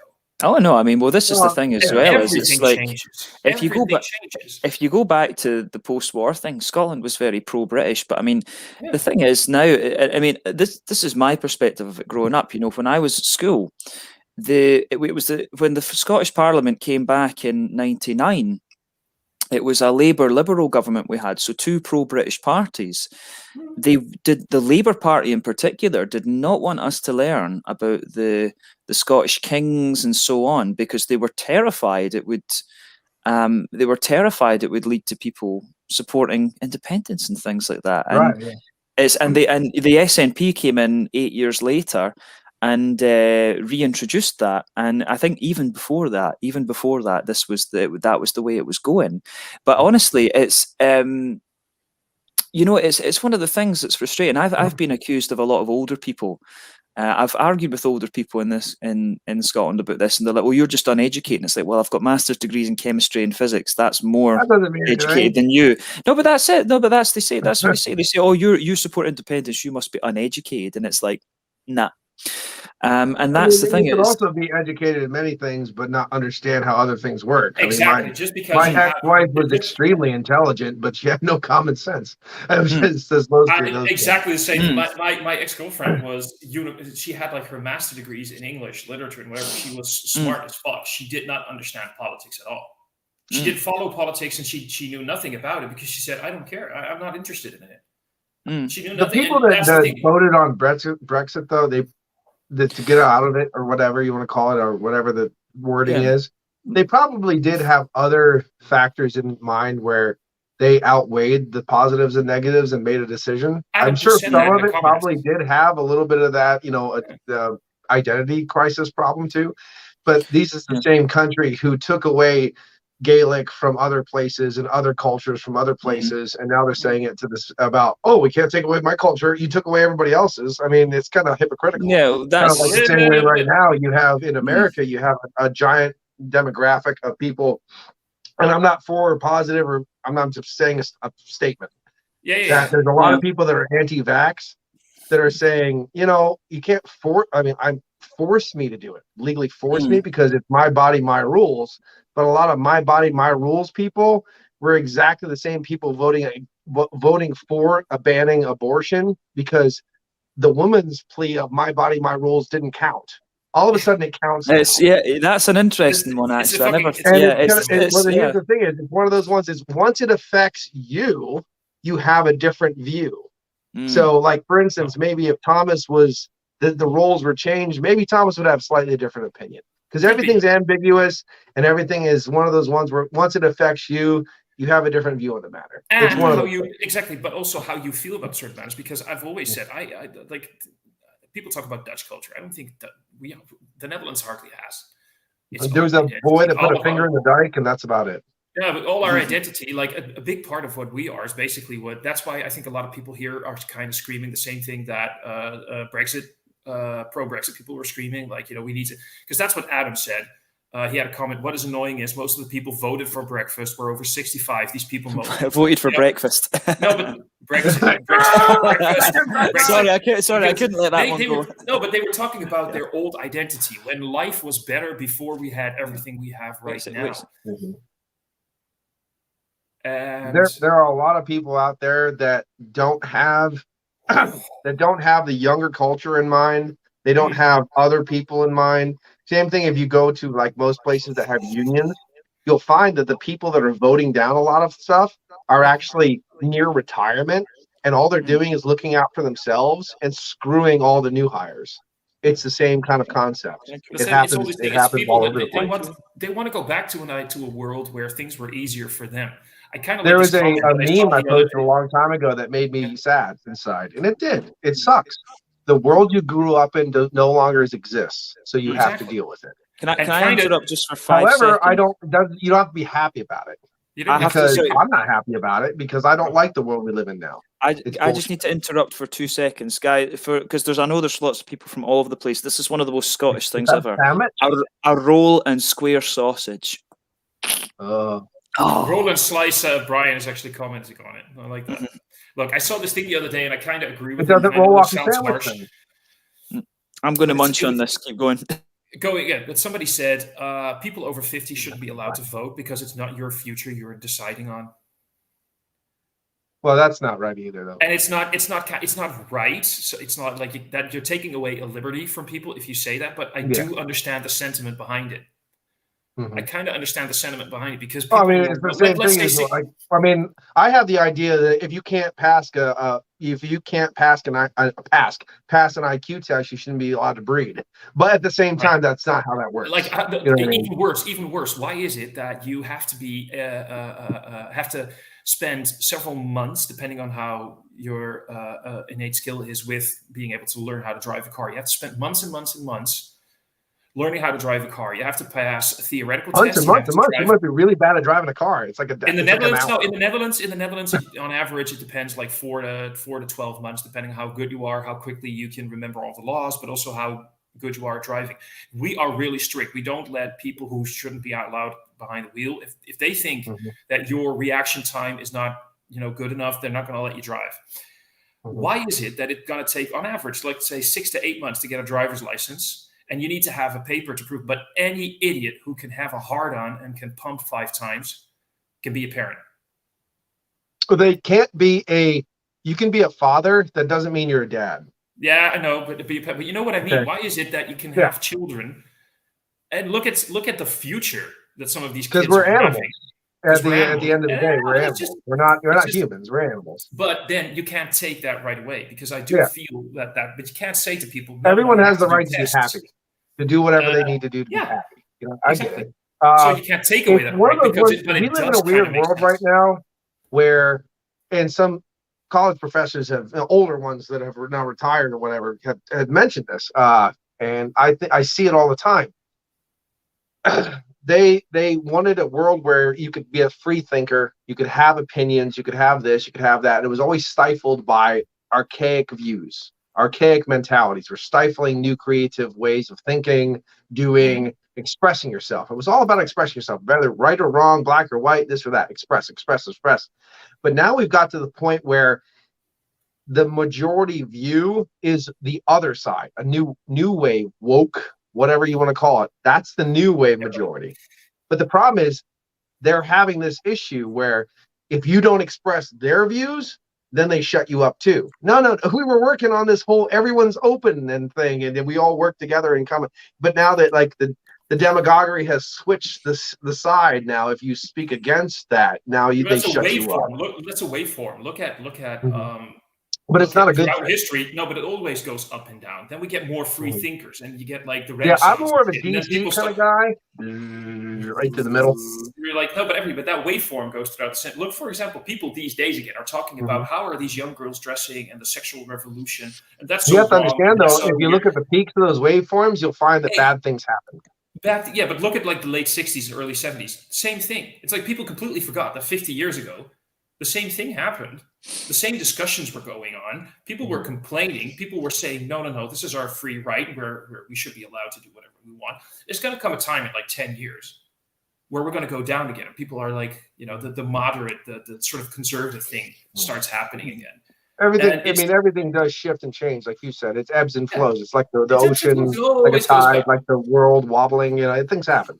Like people who were screaming, "Oh no, the economy is going down again. We're really fucked." Like, dude, this happens every other time. And the bigger the drop for the economy, for example, the bigger the drop, the growth, the higher the rise. Look at COVID when everybody like a year ago, everybody was screaming death and fire because the economy was collapsing because of all the restrictions. And I don't know about you guys, but for the Netherlands right now, the economy is doing pretty fucking great. The problem is it's a distribution of funds through the economy. Right now, we have a massive decline of small mom and pop stores that had to close, but big business is doing better than ever. So there's always something else going on there, which is. And I love the fact that I love the fact that there's so many people screaming against big business, and I agree. But that's the only option because everyone else is But when big business is doing okay, the economy's doing okay. The economy's doing okay when big business is okay, but they Exactly, had the wrong thought in mind. Yes, Yeah. I Of get course you. they are. Big business sucks. I mean, I hate. Yeah, oh fucking- no, everyone stay home and order off Amazon so someone can put a couple more satellites up in the air and do space travel tours for $1 million a ticket. You know, that kind of thing. It is funny when you look at the grand scheme of things. It's just one of those ones you have to look at it at a moderate mind. You can't get upset about stuff, but it is fun to talk about, I guess, now and again. It is. And these are fun discussions on a Sunday. Well, afternoon for James and I, and early morning. I've been drinking 6-5, so let's do it. I want another beer. I got up and got a steak and a beer. Can I flick through the comments because you know my stress goes up as we always do. So by British he means English. As I say, I think there's a massive mentality difference between Scottish people and English. You can't say English British, you can't say English, you can't say this, you can't say that. You can say British. To me, British wankers. British is a false nationality. It's made up. In Britain, you've got English, Welsh, Scottish, Irish, Northern Irish. I think there's a very small amount of people, i.e., the Unionists in Northern Ireland, who would use that. Yeah. I don't think there's. I personally, I don't think there is such a thing as British. I think it's manufactured. It's the same way that it's the same. When did people start saying British? It's the same. This was a World War II thing, though. Like the British Bulldog, the whole this. I mean, when did British become British? But I mean, it's the same thing. If you think about the Soviet Union, it's when people say they were Soviet. Right. It's the same thing. Like saying you're British is the same idea as saying you're Soviet. I mean, it's funny that most of the people that consider British, whatever this and that, I mean, they're Saxons. I mean, not. Yeah, I think it's just the same thing. That's how culture evolves. Man. I think it's the same. It's the same because the English are basically a mix of German and French, where I think Scottish and Irish are a mix of Celt and Viking, essentially. Yeah, exactly. I think right now Thomas is spitting mad rhymes in a phone. I think he's chatting to Fleur. My name is Thomas. It's just spitting them. Yeah. Spitting mad rhymes. But at the moment, we have Mountain Culture. Sorry, I wrote my name. I had to quickly do something. Range. That's good. I think this is. I'm talking about good breweries in Australia. Actually, this is from a wee while ago. I've successfully ordered a beer from a few Dutch breweries direct post. They were a little unsure, but it took a while. Yeah, that's good. Yeah, no, it's good that it's coming through. Beer. I love Beer Dome though. I do love. Yeah, Beer Dome. That's the problem because see, if you order straight from a brewery, basically what they can just do is they put it in a box, they label it towards the UK, and if you ship it the right way, you don't have to pay for taxes. Adam knows how to do this. But if the big companies, because if big companies ship, it's labeled as coming from a company, so they're going to see it as somebody importing goods from a non-British company, and that's where things go wrong. And that's why a lot of companies are saying, we don't want to get in trouble. And sometimes it goes through, by the way. I know Dutch web shops that do ship over to the UK. Right. And they're like, we'll see what happens. And others just don't want to have that risk because they know if something goes wrong, the company that shipped it is going to get looked at, and they don't want that bad cred. So, makes sense. Yeah. Is the distributor of Belgian Beer Box still open? Remember that? Belgium in a box. Yeah, something like that. Belgian Beer Box or something. That's where the hooligan gets his base from, innit? You need to ask him. I don't know. I actually don't know, Paul. But this is an interesting thing. Just to go back to Adam's comment, what's annoying? People that voted for Brexit were over 65, and these people moan the most. Well, this is the thing that's funny is I get my parents like to criticize me and say, "Oh, you don't live in Scotland," and it's like, but you guys have never lived in another country, so you've got nothing to compare the British or the Scottish system to. You've got no experience of this, so you're automatically less critical of your own system because you don't have experience of any other system. Of any other system, you've never tried anything else. You've never tried anything. I'm a very simple man, and I'm very slow, and I live in the country. I'm a small town bird lawyer. I get it, but there's a company the little store that closed near me quite a while ago. It was a grocery store. And I used to go there and do my week shopping. And people used to look at me like I was an idiot because I do a week shopping when people just go there for bread and milk. After a while, they had to close And because everyone else was going to Walmart to save $1 on everything, but they had to pay $25 more in gas to get to Walmart. They were the ones bitching that it closed. I said, well, you can't go to the store just for milk once a week and expect them to stay open. You got to actually go there. You actually have to patronize the store. And that's it's the same kind of thing almost. It's just very funny. If you don't support what you're trying to support in the first place, then don't bitch when it's gone. That's it. I agree. Barley time. Whee! Yeah, I'm on the barley wines. I want a fucking barley wine now. Oh, Chris, such philosophical conversations on a virtual live stream. I'm going to meet Chris either in Busan in Korea or in Japan, because he's out in. Chris was the guy who sent. You know how I always got these, the tree houses and the the mad American stuff. Chris was always the one. He's the one that would send me all this mad thing. He started off. He sent me, if I remember right, the first stuff he sent me was lambic. He sent me a couple of like Belgian lambics because I'd never reviewed any. And then he just, whenever Chris goes to the States, he's always like, "Oh, I picked up loads of stuff. Here's some to review." But Chris is in. Yeah, Chris is in Korea now. Actually, Chris is in Korea. I sent a bunch of back when I remember when shipping prices are stupid. By the way, I remember when I was a young man in the beer in my music industry, and I had my record label. A couple guys did do massive orders from me, from bulk orders from South Korea and North Korea. By the way, back in the day, so I shipped a lot of my black metal goodness to them of stuff, and it was funny, $12 to send a box of shit into North and South Korea, and now it costs about $80 to send a box to fucking Ohio. Oh shit, yeah. I love the fact that I slapped my ass when they were talking about philosophical debates. That made me giggle. We are men of science. Yes, we are. By the way, Paul, I'm going to make you so happy. I think you're going to. I think you're going to love this. I think this is definitely something you'd love. Look at the head going to say like the German shit. I'm going to keep doing like this.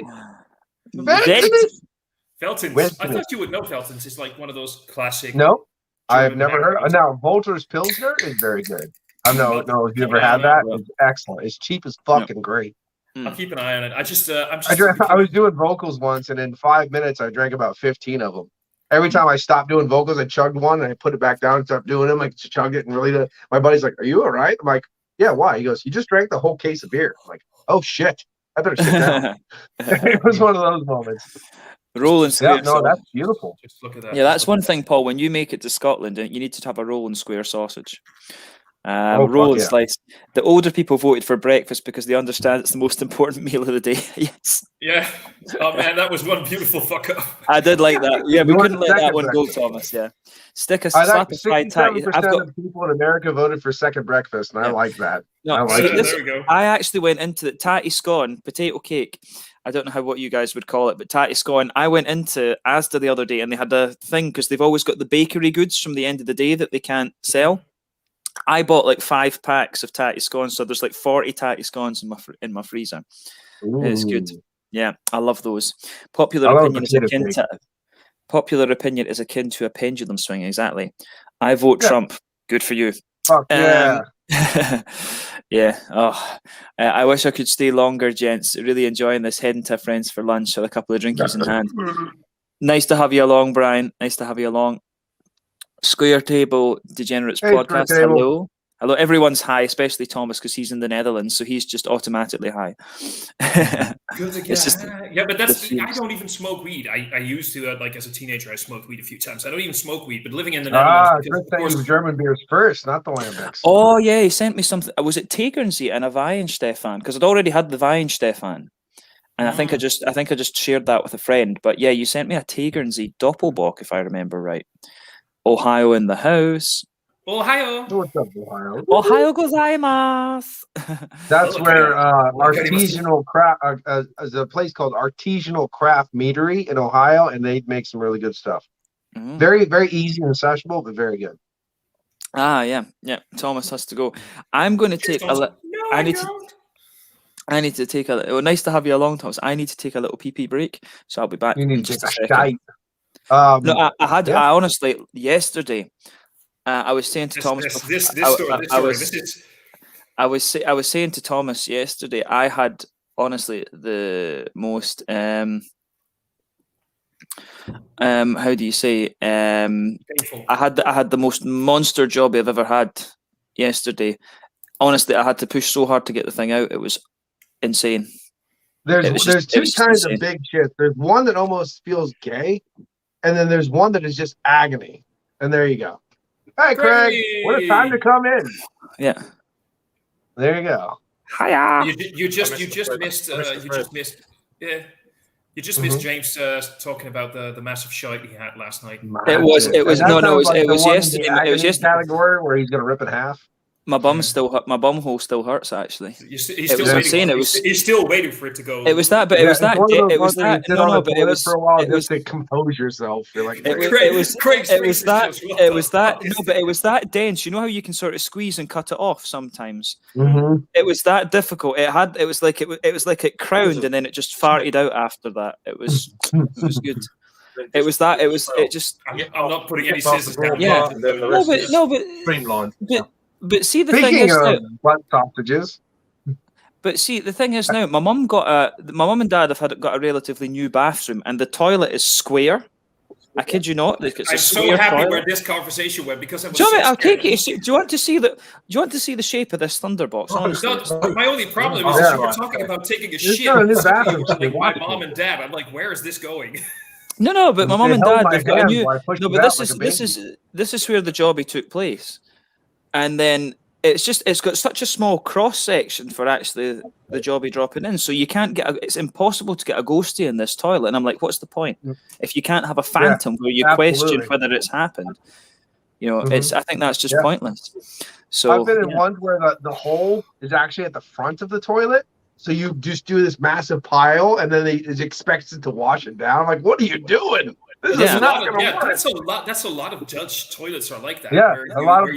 I would say most of the shit that I was like that was in Germany, so they were like that. The hole does not go in the front.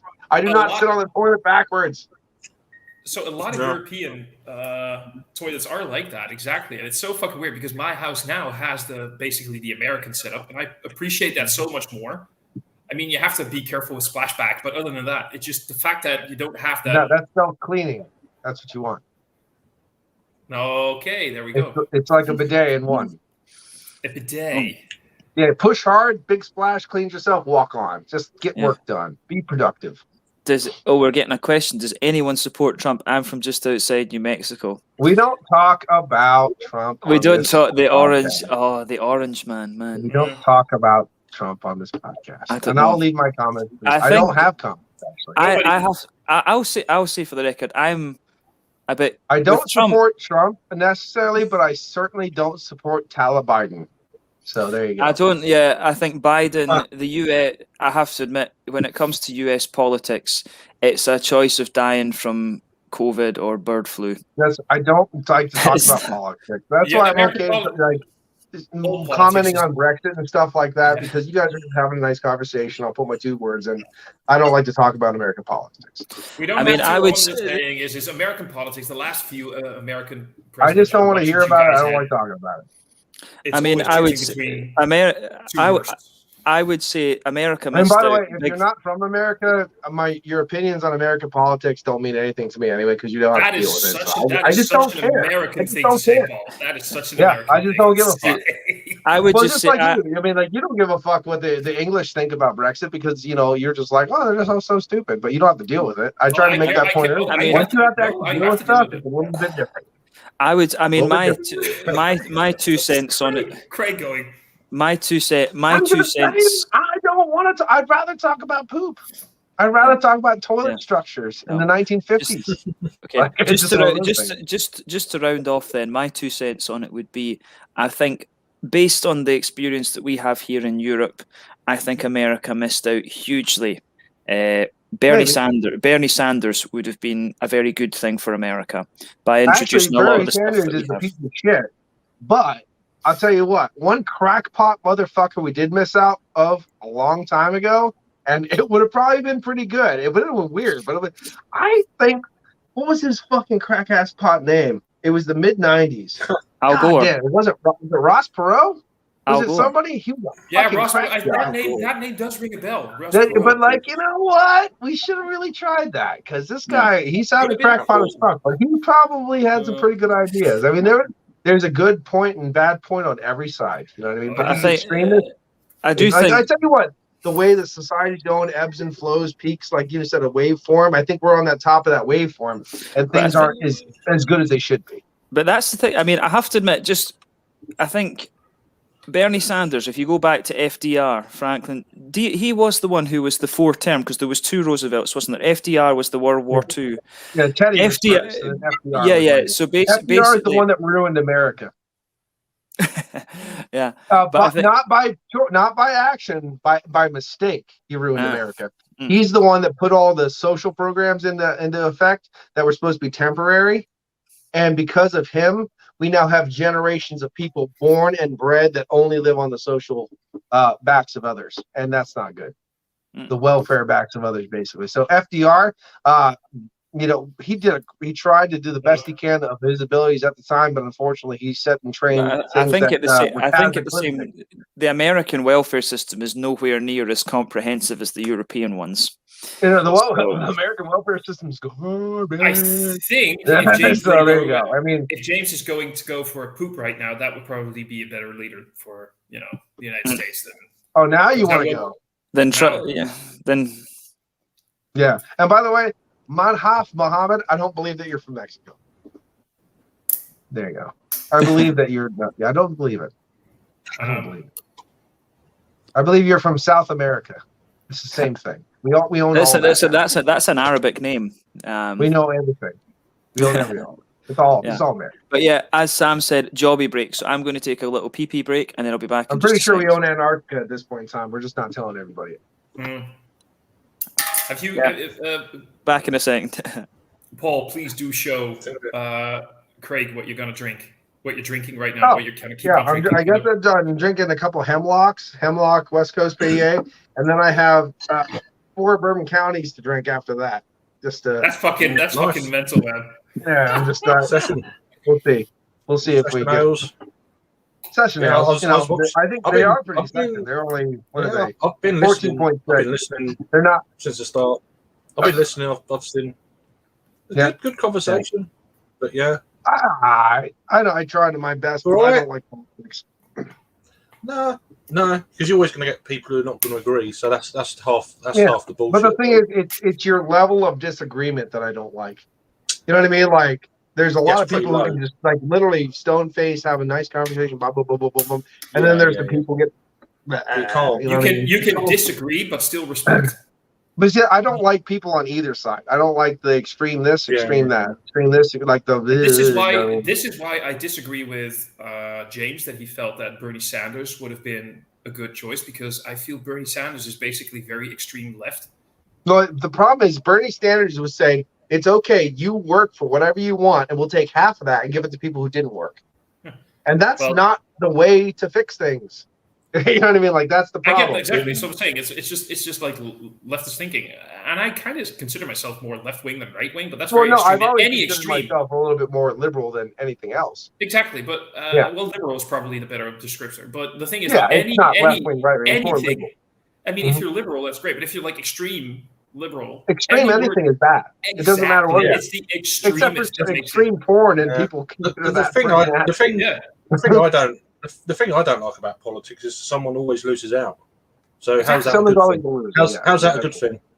So I always love the fact we have like this big multi-party system in the Netherlands, and they're like, okay, so 31% of the people voted for that party, so they should have the dominant vote in what's going to go happen in this country. I'm like, no, that means 69% of people don't want them to make up the majority, but somehow the problem is the other votes are so delineated. They're not the same thing. And exactly. That makes, of course, perfect sense as well. But it's like the concept of the multi-party system just doesn't work. Just like how when you only have like in America. I'll give you a little idea of America. The way the American politics are set up is basically a grand scheme. Because the thing is, both sides of whatever the president is on, all right? You go to the same colleges, you grew up in the same area, you fuck the same women, you high-five each other when you Eiffel Tower your fucking mom. You do your own thing. But and when it comes to voting time, you're trying to tell me that this guy are different? Not really. But they have it set up where the middle party has 16 different demographics, so no one will ever in the history of ever get the majority vote. So it's only going to be one of the other groups. That way, they always keep the train flowing in one direction. And not even get. And I think that is very weird. Very weird. What's the American word again? Because in the last election you guys had, we keep using the word kiesmannen, where they have some areas have one vote counts for several votes because of the electoral college. That thing, yeah, because they used to have like the population density used to be like a lot less there, so they where the electoral college vote means they more need than to they need to get rid of that entire system. Well, that'd be one thing, yeah. There's many things and a lot of stuff. Well, I will grant this, and it's not really the new age version of it to be blamed. A lot of this stuff and much like a lot of great schemes and ideas and things and plans, the greatest laid plans of mice and men, Afghan Agley, the Robbie Burns kind of deal. A lot of this stuff got screwed up in the beginning. Was it whether it was intentional or non-intentional? A lot of different things got screwed up and left out and things like that in the beginning, and we just are. It's one of those deals. It's just. I wish I got screwed as well as the United States has been in the last 12 months, because I finally would have gotten some good sex. That's all I'm saying. Oh, yeah. Ever since, I mean, if you would have seen the way things were, let's say January-ish, and the way things became in March, I mean, like, wow. Woohoo, okay. I mean, my butthole will never close. I mean, who would have ever thought what happened there at Capitol? Who would have ever thought something like that would actually literally happen? Yeah, I just love the fact, too, that nothing was really, I don't know. If you really look at the peaceful riots when actually whole cities were burnt down compared to the violent riot at the Capitol, I just think that's funny. Please don't anyway, we're on a fucking wave. We're on the top of a wave, God damn it. Who wants to talk about beer? Who wants to talk about beer? Ross Perot. Thank you. Yeah. I'll just round off. If we're going back to beer, then we'll just round off on this. Because I do have an interesting topic for beer, but yes, like you said. Yeah. The only two things that Trump got right. Standing up to China. Well, not necessarily China, the CCP. Yes. 2, making the Europeans pay their fair share in NATO. I agree with that. Only 2 things that Trump got right. Otherwise, useless. Yeah. Well, I mean, absolutely useless. Like, it's just one of those things that's so funny. National gas prices were at an all-time low. The national black unemployment was at an all-time low. Unemployment in general was at an all-time low. I mean, that sounds pretty good. No troops in the Middle East, basically. No war, no Taliban, no this and this, and now all of a sudden everything's back. Unemployment's at an all-time high. Everything's going to shit. Gas prices over $4 a gallon. Okay, I want to say something about that entire thing, because I remember that Trumpy McTrump, he was there for Trumpy McTrump was there for like a couple of months, and he was all like, "Look at how well the economy's doing," and that's all happened since I was a president. I'm like, dude, you need to shut the fuck up, because everything that happened in terms of the economy and the economy doing great right now, that was Obama. Happened because of your predecessor. That is not absolutely true at all. That is absolutely no. Wait, no, because he put Paul, give me one moment. Paul, give me one moment. He put that in. He put the oil lines in. No, but Paul, give me one moment. Everything that happened that made the American economy great again, that takes a while for all of those things to take effect. No, and the funny thing is that I love it because every president has said that, and it's like, oh well, all these problems we're dealing with, that's from the last guy. I mean, it's so funny that it's so true. Everything that you're saying, because they say it all the time. Everything that happened that made the American economy stronger in the first few months of Trump's presidency was all due to legislative acts taken by Obama. And you can literally look at the graphs that show when things started to go up. It was all before Obama became president, before Trump became president, and because of rulings that Obama initiated. And Trump knew this because he's a shitty president, but he does understand economy, and he knew that he could play off of that. And he knew that if he became president, he could take credit for Obama's work and say, look, I said I'm going to make America great again, and I did it. He didn't do it. He just took credit for the work other people did before him, and people praised him for it. And there you go. Plus, he knew how to stir up the Republicans, the Republican base. That was the other thing.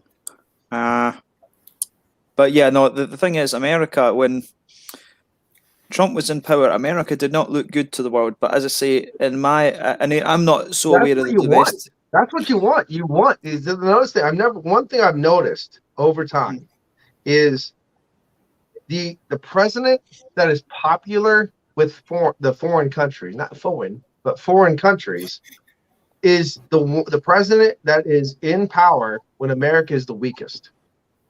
And that makes sense to me. But when America is not, that's the one that is a badass, that's an asshole, that we don't like you. Yeah, I mean, that makes sense. Yeah, but I mean, when Obama came in, America wasn't in such a weak position. But the thing was, Trump, over $4 a gallon for gas.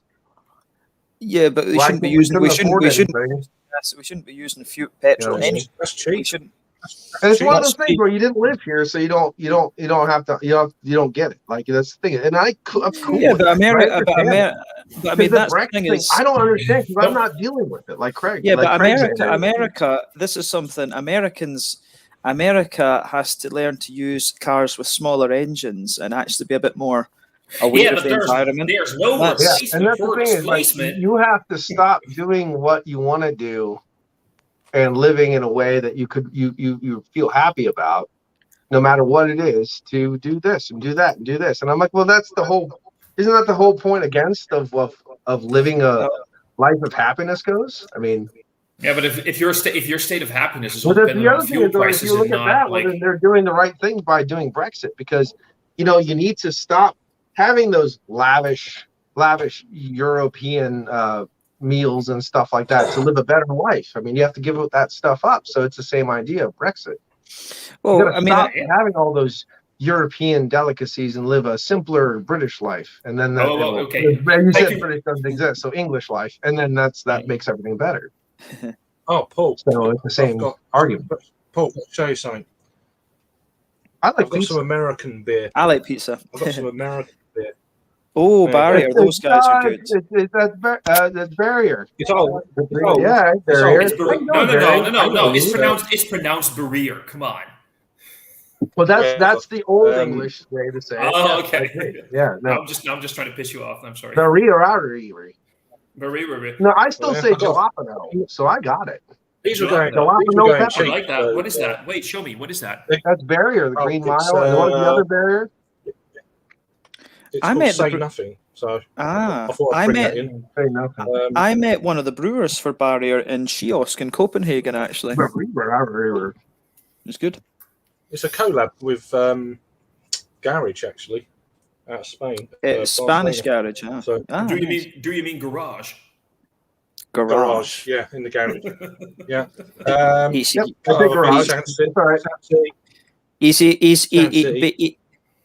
Sand City, I don't know them. Where are they from? They're out of. They're all out of New York. These are so. Yeah. Just across the border, I guess. How did you get this, Jake? Instead of aluminium, I get it, but I say mocha instead of mocha because I'm correct. It's just one of those things. Aluminum. Yeah. I get it. Yeah. But I say apricot. Other people say apricot, but that's one thing that every other person gets wrong, no matter where you live. I mean, I don't know if it's right or wrong. And no matter where you live, one person will say this and the other person will say that. I used to tell the kids in chemistry class, because it was the Swedes learn the American English. If you guys say aluminum, you get a negative behavior notice. It's aluminium. Yeah, so it's aluminum from now on. But I'm totally cool with aluminium until someone says I can't say aluminum. Then I'm going to say aluminum every time. Every time I hear that, the only thing I can think of is this sketch by Robot Chicken. It's Darth Vader. He's calling up the Emperor and telling him that the Death Star exploded. So you don't hear Darth Vader, and you keep hearing the Emperor saying things. And at some point, the Emperor is like, "What the hell is an aluminum falcon?" I just love that. What is that one? Where is that from? Equilibrium. Oh, is it Equilibrium? I think so. Yeah. Oh, yeah. Equilibrium. Yeah. Equilibrium. Oh, they got They all their beers are named after science stuff. I've got one that's like Master of the Waves or something like this, or okay. Harvester of Waves. Yeah, Harvester. Yeah. So that's this Fractal Waves, another Equilibrium as well. I love the artwork and stuff. It's really cool. I don't think I've ever had an Equilibrium. But yeah, I've had a few, but I've never reviewed any. It's all right. I say equestrian, not equestrian, so it's equestrian. So I got them earlier in the week, but at the moment I'm having a break from the still pretty fresh, by the way. Not fresh. No, they've got about between 4 to 8 weeks left on them. But I got them. By the way, I got them five cans for 20 quid. So it's all right. I don't hold to all that bullshit. Like you have to drink it within like 4 weeks or 2 weeks or day old and everything. It's just that entire. But some stuff does start changing when you get to the 6 month mark. Oh yeah, no, of course. But I just had like an IPA. Like I had an IPA from Mad Scientist. I think James and Craig will know them. They're from Hungary, and it was like it was a bargain bin thing. And I almost walked by and I was like, you know what? This is €2, and this is an 8-month-old double IPA for €2. That's but for €2, that's a great experiment to just try and what does a beer do like this? It was fucking tasty. And I remember talking to some of the American guys that in a chat we were talking about some beers and blah blah blah. I'm not going to name names because I don't want to put. But one of them said, like, dude, when I buy Trillium, I wait and drink it until it's like at least 7 or 8 weeks old. Yeah. Otherwise, it's just so incredibly sharp and harsh. I've been getting lately is such a hot burn and everything's so vegetal at first. It's actually nice when you get it to the 3 week, 4 week mark. It's a lot more calm when you get more fruits and stuff. I had a brewer who told me the same thing. He basically said, okay, sure, we like the fact that we say drink fresh, but you know what I say? If you know it's canned yesterday, we canned it there yesterday. Because I was there during the release of that beer. That was like a year ago. He said they had it on draft. They just put it on draft that day. They were canning it the next day. And he said, look, buy the beer, but what you do is let it settle. So buy it from the store, put it on your counter for like 12 hours maybe. Don't even put it in the refrigerator straight away. Let everything settle. Then put it in the refrigerator and just give it a little bit. Don't drink it straight away. And I was lucky enough, by the way, the other day, got some Treehouse beers. They were 3 weeks old, and I figured that's nice. That's nice. That's good. One of them still had, after 3 weeks, a pretty intense, like that sort of. I got so sharp. It was like sharp. It was. I actually liked it a lot. Don't worry, but it had that sharp mango thing going on. Mm-hmm. You know what I mean? Exactly that sharp hop, that sharp mango thing, like a mango that's not really just right. It worked with the beer, but again, it was people would be like, "Oh, Treehouse, 3 weeks. That's that's old, isn't it? Oh no, that's old." I've reviewed so many New Trail beers, and I really like them 2 weeks later. And it's one of those kind of deals. I review them as soon as I get them because they're a review. But for drinkability, I like them when they sit for a bit because I don't know. I just get that green cucumber. Like there's no cucumber in the fucking taste, but you're like, bleh, bleh. Like, oh god, just harsh. Just harsh. Just quite harsh. It is. I can do a fun experiment soon because I completely forgot about a beer. Sorry, James. I still have a session IPA you gave me. Oh, which one? I can quickly grab it. Give me a moment. I can quickly grab it. Yeah. I found a 6-year-old beer that I have in my basement. It's pretty good still. That fake style of session IPA. What's all that?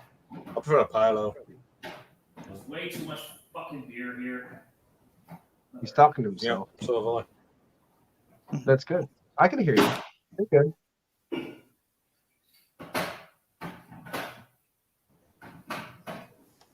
I lack of Verna. I've got some very nice Scottish beers to work my way through, and I'm excited. I need to get my new phone ordered today. Oh, right. Yeah. Oh, you're drinking coffee? You're back in. No, I'm on herbal tea. The motherland. Tea. Oh, the Beer Bibliotech one. Oh, yeah, right, yeah. You've got purple background again. I knew you were in Scotland. Yeah, purple background. Yeah. It's all purple. It's all fun. The best buy date for this is May 24th, 2021. Now I know it's not the canning date because James was here in October, I think it was. Quite a while ago. Yeah. Yeah, that was like a year ago. So anyway, I forgot about this, and I just found it in the back of the refrigerator a couple of days ago. I'm still going to review this with the caveat that I'm going to say this beer is like 5 months past its prime, but it should be a fun experiment. Does a session IPA hold up at 4.7% I always find that ABV? the funniest thing that every time I hear that, I think it's so funny because I do that comical. Do you ever see that comical meme? It's a more of an American meme, but it's still a comical meme. Works 40 hours a week or plus, and the refrigerator's empty, and the other one is on welfare, and the refrigerator's full. That's my house. My refrigerator is always empty. So I was like, I found this beer. I'm like, how did you just find a beer? Like I can see all the beer in my drink. Like I just found this beer just sitting behind an old tomato, and then boom, bam. So James has seen my refrigerator, and it only got worse in the last year. I right now I'm sitting on, with the mystery beers included, just over 200 I don't put beers. beer in my refrigerator, so that might be a problem. Oh, too. my date, that's the problem. Okay, because some stuff. Yeah, there you go. There it is. there is stuff that's not in the refrigerator, but I'm sitting on way too much beer right now, so I need to drink a few. But this one sort of got. So, but I'm still going to review this with the caveat that it is definitely past its prime. Do it. But maybe do it. I'm not right now, but Right now, you're alive. I could do it on James' live stream if he's okay with it. Right now, we'll shut up. I mean, I might not, but we'll shut up. Oh, yeah. I'll go grab a glass. There we go. Let's do it. It tastes fine. Yeah, I've got about 130 beers, which is the most I've ever had. I don't like it. It's too much. Fucking insane. I don't like having that. I don't like having that much either. It's fucking anxiety. It is, yeah. I don't like it. I'm not even drinking at the moment either, so it's like it's wrong. It's not right at all.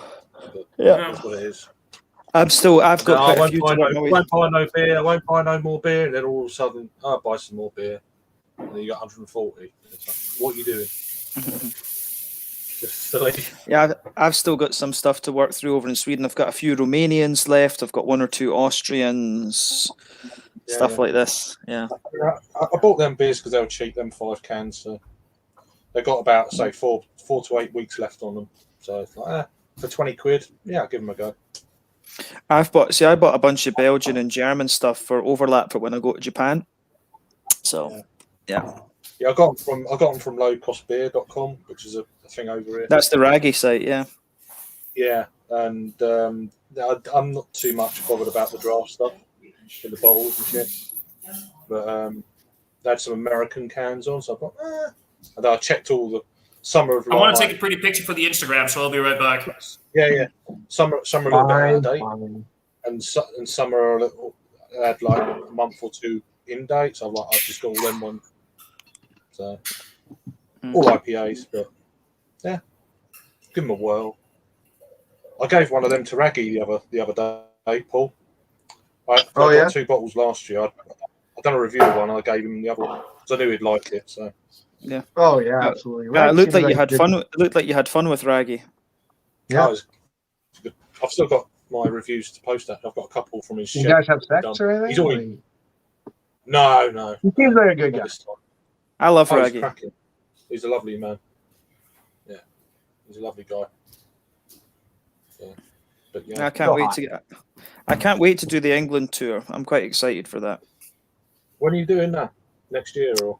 Next year, I think. Yeah, hopefully April or something. All right. Because I'm going to get back. I think I'm going to be back from Japan around January. Are you going, are you? It looks like I'm going to be there from November until January. Because at the moment I can get like a 90-day visit visa. So it's looking like that. Hello. Mm-hmm. Hello. We'll shut up now. I'm just trying to find where the. That'd be good. Just trying to see if there's anything. Yeah. Doesn't say the hops on this. James, do you know which hops they use for this? Green ones. Green ones. Yeah, I don't know. First You know, Beer Bibliotech never tell you what. What's the color? I guess I should do a beer review while he's waiting to do a beer review. Well, you should. So color-wise, this is actually still pretty nice. You guys probably can't really pick up. It has like a sort of soft green tinge to it. Oh, that's a hair. Is it one of mine? Nice, no, very yellowish, almost like a urine sample color to it. But, there you go. It's a stool sample. Tiny little, very, very white head on it. What's it called, by the way? Oh, it's a moment of clarity, and it's 4.7% ABV. Wow, it uses mosaic. Mosaic. So it's got like tangerine. It's got a big tangerine thing going, some orange peel.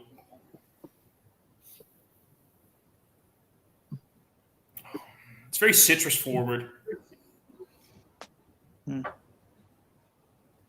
Maybe something that sort of reminds you of fresh green. Because it's got a fucking H in it, doesn't it?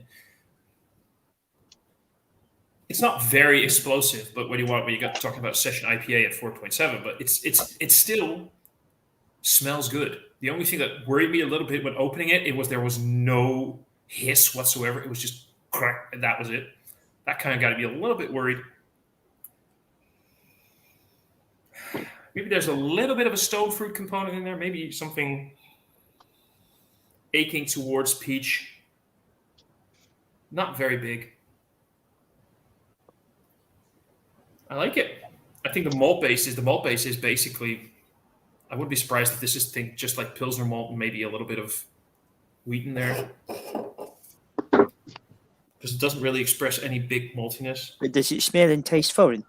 It's got wheat in it. I just checking it. It's got wheat. Yeah, it looks like it has wheat and probably like just Pilsner malt. It's got oats in it as well, by the way. I just saw. Okay, so in terms of the nose, it's still quite hoppy. Oh yeah, that's like a lot of tangerine and orange. Carbonation it's kind of flat. There's not a lot of carbonation. You know, I think as session IPAs don't have a lot of sweetness to get extra attenuation, so it wouldn't be overcarbonated. No. But honestly, though, this is definitely one of those examples where please forget all the bullshit about, drink fresh within a couple of weeks or whatever, because this is still, if somebody poured this for me and didn't tell me that this was 5 months past its prime, what are we talking? What did I say? May. It was late May. So it's June, July, August. Okay, so like almost 4 months past its prime. I am still quite okay with this. This is a tasty beer. And if nobody told me that this was 4 months past its prime, I'll believe you. It's got this sort of clean bitterness to it. Definitely sort of pungent, soft, danky thing in the background, but I like it. This is definitely one of the better session IPAs, and I'm not. When it comes to lower ABVs, I like session IPAs. I like session whatever. I like lower ABV beers, but I prefer lagers or maybe like a kettle sour. That one. I feel like a lot of that exactly like a session. I feel like a lot of session IPAs tend to fall flat in the hoppiness, but this I wouldn't have been surprised if I would have probably pegged this at like nearing 6% ABV purely on nose, mouthfeel, and on palate. I like this. This is it's good. Sounds all right. It looks good. I like it. Well, it looks decent head retention. Love that. And definitely got a lot hazier, by the way, with found pouring head retention. Nice lacing. It's good. It's good. So yeah. Cheers, James. Thank you very much, buddy. It's all nice right, that you enjoy it. A year later. A fucking year later, man. Yeah. That's the they brewed that in what 2017 originally. For the GBG Beer Week beer. GBG Beer Week beer, yeah. Yeah, we first brewed this beer in 2017 in recognition of the great work being done by our peers in the Gothenburg beer scene. We wanted to create a beer that was sessionable and accessible to everyone. I'll agree on the accessible, because even though this has like a lot of going for it in terms of, do you know when you get beers that they're not complex, but they do not fall short in delivering flavor? Yeah, I would say approachable. Approachable. Yeah, it's like I hate to use the word simple because No, often when you say something easy approachable, in I like that. style that you can approach that people from all walks of life can enjoy. Yeah, I like that because a lot of times when you say this beer isn't complex, well, the opposite of complex would be simple. And I don't want to say simple because that sounds so negative. I mean, I'm simple, I know that, and there you go. And But foreign. I'm foreign, so I'm a forward simple man. This is it's not complex because it's sort of like maybe a bit two-dimensional in terms of what it offers on the palate, but it does it in such a way that it's actually a great attractor to it. That's what I like about this. You can just keep drinking this, and stuff is going on. You get like a nice palate. You get enough flavors to keep you going and keep you interested, without triggering your mind wanting to analyze every little sip you take. Right. It's nice when you get a beer that sometimes is like a 3 or 4 hit wonder, and then that way anybody can pick those flavors up. You go boom, boom, boom, boom, boom. I got it. You know what I mean? You can't someone can't sip and be like, okay, I get this now, and I get this now, and I get this now, I get this now. It's just like sip it, boom, done, walk away. And it's something that's not abrasive, so anybody from a lager drinker to an imperial stout drinker can still come and try it and enjoy it. I fully agree. I like that word, by the way, abrasive. Very nicely done. Very nicely done. I need to quickly send somebody a text. I need to get some new moon. I need to get some New Barnes beers. I've had one that was good. The oat lager, I think Harry sent you. Oat lager's good. Oat lager's good. Yeah, Chris wants to stir. Chris, there's a new brewery near them as well called Moonwake, and I need to get a few of their beers. But let's stir the pot with some unpopular opinions. Goose Island Bourbon County Brand Stout is overrated. I've not tried it yet. I've got one here that I need to drink actually. But honestly, that's not unpopular. It's probably slightly overrated, but it's still decent. It's a decent stout. I mean, it is overrated, as in, it is both one of the best barrel-aged imperial stouts there is, but it's also not as great as people make it out to be. There is better ones. It's just that it is in a way, it is the quintessential barrel-aged imperial stout. As in, it does everything you want in a barrel-aged imperial stout. Well, I'm drinking one right now, so should I talk about it? Yeah, no, that's exactly. Go for it. Go and probably the best, probably the best known one for sure. No, yeah. So I mean, you look at the light. To the light, it's pretty much jet black all the way through. Maybe a rind of a ruby hue at the pinnacle glass. Pretty much that. I mean, cacao colored head, not so dark, but a good khaki. I'm sorry, I don't say it right, but nice khaki colored head. Pretty much dark all the way through. Get a lot of beautiful, bright, peppery bourbon. You have a walnut husk wafted through for your nuttiness. Little roasty toasty note. Definitely baker's chocolate wafting through the glass. The alcohol is present, but it's not hindering the drinking ability as far as the nose goes. I mean, it's wafting through those beautiful, big, bright notes. It's not bringing any dark fruit whatsoever. So if you like a big dark fruit fan, a more Russian Imperial Stout, you're not going to like this one so much. Or just the roasty, toasty, bright, beautiful caramel, peppery. I think burnt caramels are definitely a big high note in this one. But walnut husk for sure. If you like a nice nuttiness. You go down. Some people might take 1-2 sips to get acclimated to the ABV of the beer. It is this 2020 was 14.6, but it's a nice beer. It delivers everything it wants to do in the taste that it does in the aroma. It has a little bit of an oiliness. It is a bit thin. I will say that. I would say it's the low side of a full body. If you want something more savory, you'll have to go through a more like a Taurus, a Tyrant, something like that. Overall, I think it's a great beer. You have that nice roasty toast, a little bit of minerality on the back of the palate from the water purification stuff that the brewery might have, offer. A little bit of minerality, earthy pepperiness, stuff like that. But the char is there. Again, the walnut husk through. Nice little baker's chocolate. And I think it's a good beer overall. I'd probably give it a 9 out of 10 overall. I think some of the things that you're saying is what about a few weeks ago, Matt and I did this shared review we recorded it of the 2018 BCBS. And we were talking a little bit about, we just mentioned body. It's a little bit thin, and we both felt that it actually lost a little bit. It lost a little bit of body over the last 3 years, considering when it's bottled versus when it's released. Mm-hmm. And I think that's the biggest problem I would have with Bourbon County is that 2020 has the same body that it had. The version had when it was released, but it was still about a low medium to low full to high medium body when it was released. So the body stayed pretty much there, but the oiliness has kind of gone up a little bit. Like I'm very curious with this. I would almost say, I know you want to finish all 4 bottles, but you can probably get them easily enough for you. I can buy a couple more. Yeah, I would almost say like get another one and leave it for like 2 years and try and. Oh no! Yeah, I could instead of drinking them all, I could probably put them away. I could put them because I would just be very curious to see because we felt like I've had 2018, I've had 2016 last year or whatever, stuff like that, about the same thing.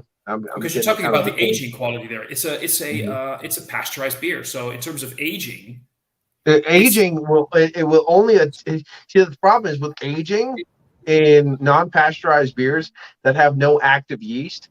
Exactly. You're not getting anything that's going to try to eat up the things, but you will still get a slight malt aging.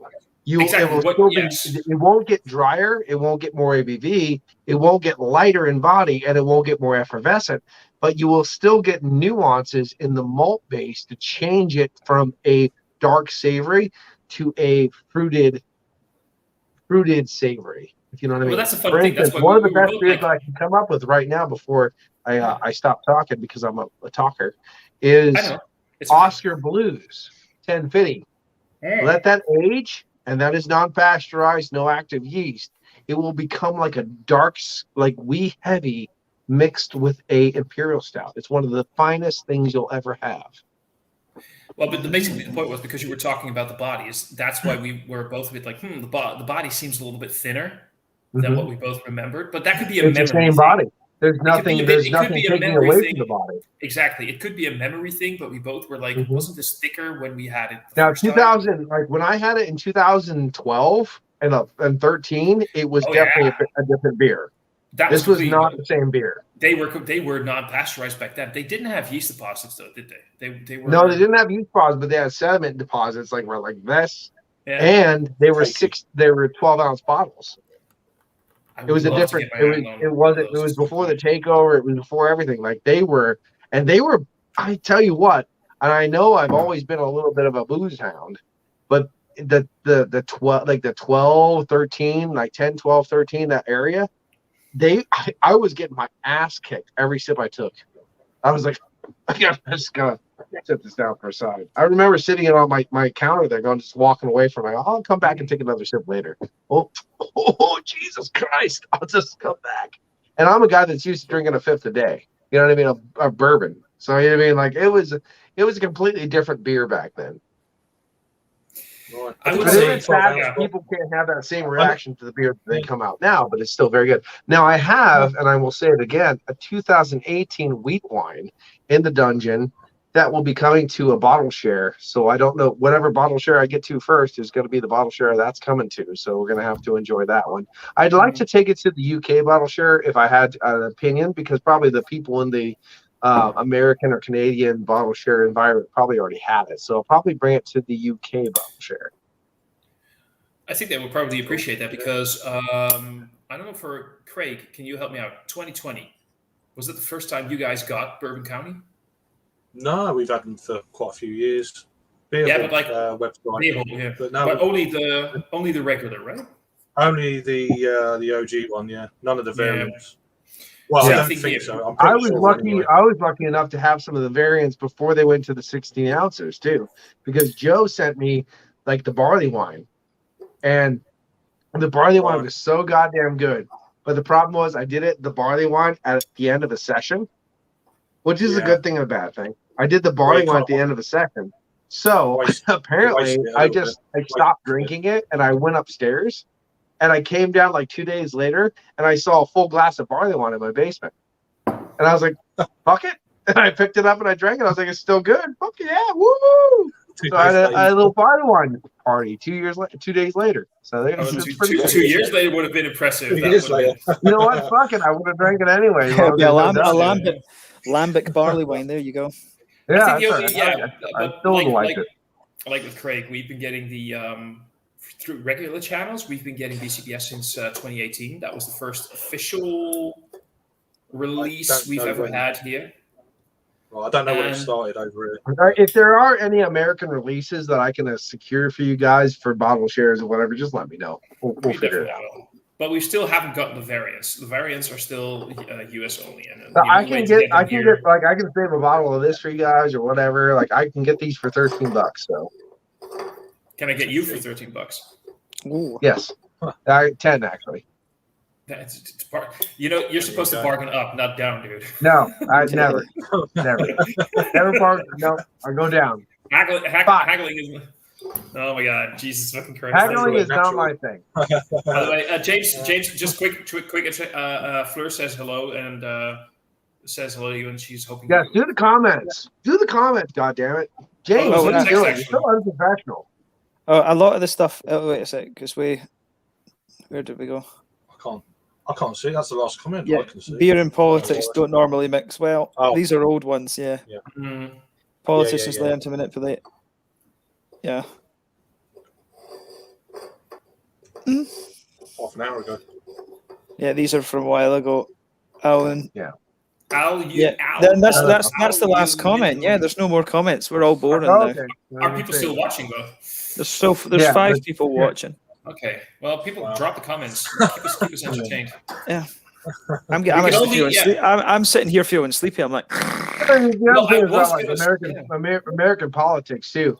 I mean, the American, like the people, not the politics, have various levels. I mean, if you really look at where the American people are, and here's the thing is where you are on that scale of where you are in life, it affects you completely fucking differently. Absolutely differently. And honestly, I think that's how politics in general work along the scales of the world. And you know what? Where you are on that seat affects you completely differently. And then you're gonna have a completely different opinion. And that's okay. It's all right to have a different opinion, especially if it affects you differently. So don't be upset. Just understand that other people see things differently. And I think a lot of people don't do that. They have that one mind kind of scale, that all-seeing eye of fucking Sauron kind of thing. And you know what? We all have to do. We all have different places in the world, and we have to understand where our places are. And we're all. I'm not saying communism places are, but I'm saying like people affect people differently. Things affect different people. I mean, from an outside looking in, from overseas, Paul, in the States, it seems like everyone wants to know everyone else's point of view all of the time. The weirdest thing is though, like as far as Americans go, we don't care what happens to anyone else or whatever your politics are or anything we don't want your opinion. We don't want this. We don't want that. Like I've never had a lot of outreach from other people saying, "Give me your opinion on our politics." We don't and honestly, it's one of those things. I've talked to my buddy. He's a libertarian. He's not Democrat or Republican. He's a libertarian. He's like, we don't need to know who is the prime minister of this or the prime minister of that or the leader of this because it doesn't fucking matter.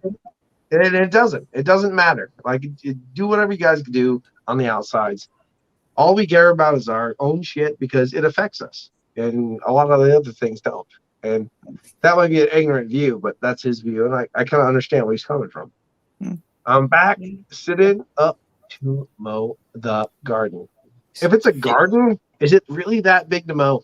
Because you want a garden to grow. There's fruits in the garden. What are you talking about? What are you talking about? Thomas is asking what Biden I missed. By the way, James, if you want to end this thing off because you need to take a little nap. You missed absolutely nothing. Nothing. Just a bunch of rhetoric, demagoguery. Yeah, basically it's just me yapping on about a session IPA while Paul was. Well, I like the fact that you yapped on. I like that. That's good. No, I wanted to say, well, you were masturbating on your big fucking Imperial Stout. I kind of hate you for the fact I wanted that Imperial Stout. I hate you too, but for a completely different reason. I hate you so much. I hate you too, baby. I think I'm gonna open up a 750. I hate you because you probably have the body type that I had when I was 23. You want to see my beer gut? Yeah, oh, my beer gut's fucking stupid. I can't see my shoes when I look down. It's nuts. I can still see my penis. That's good though. I cannot see my penis. I can guarantee you that. I haven't seen that in 20 years. I haven't cleaned it in 15. Guaranteed. Yeah. You've I not seen figured your- any kind of growth will help it, so I figured don't clean it. I can see mine. I've got a mirror. So, you know. I can't. I'm, There you no are. mirrors. I'm a vampire. I can't see myself. I'm looking forward to Japan. Better food, and I can drop a few Ks. There we go. Oh, please, yeah, I'm man. looking forward to Japan because I'm going to put anything. I'm going to fill any hole I can find. I'll tell you that. Oh yeah, you love Numerous- you love the Asian ladies, don't you? I do. I love the Asian ladies or boys too. It's fine as long as you look girly. Oh, I'll take anything as long as it's cheap. Give me a bunch of squids and $5. We'll do something. well, Thomas, that's what you missed. Wow. Sometimes I think- Usual. I'm busy smashing into some Doritos after my BA stout and barley wine. Yeah. Nice. They got to nice. get those. I like a Cool Ranch Dorito myself. I don't know what you are. I but have it's this Cool guys, Ranch. just on a note, Riku had twin boys, had his twins about a week ago. So congratulations, Riku. Congratulations, Riku. So Congratulations. Riku's twins came just Congrats, dude.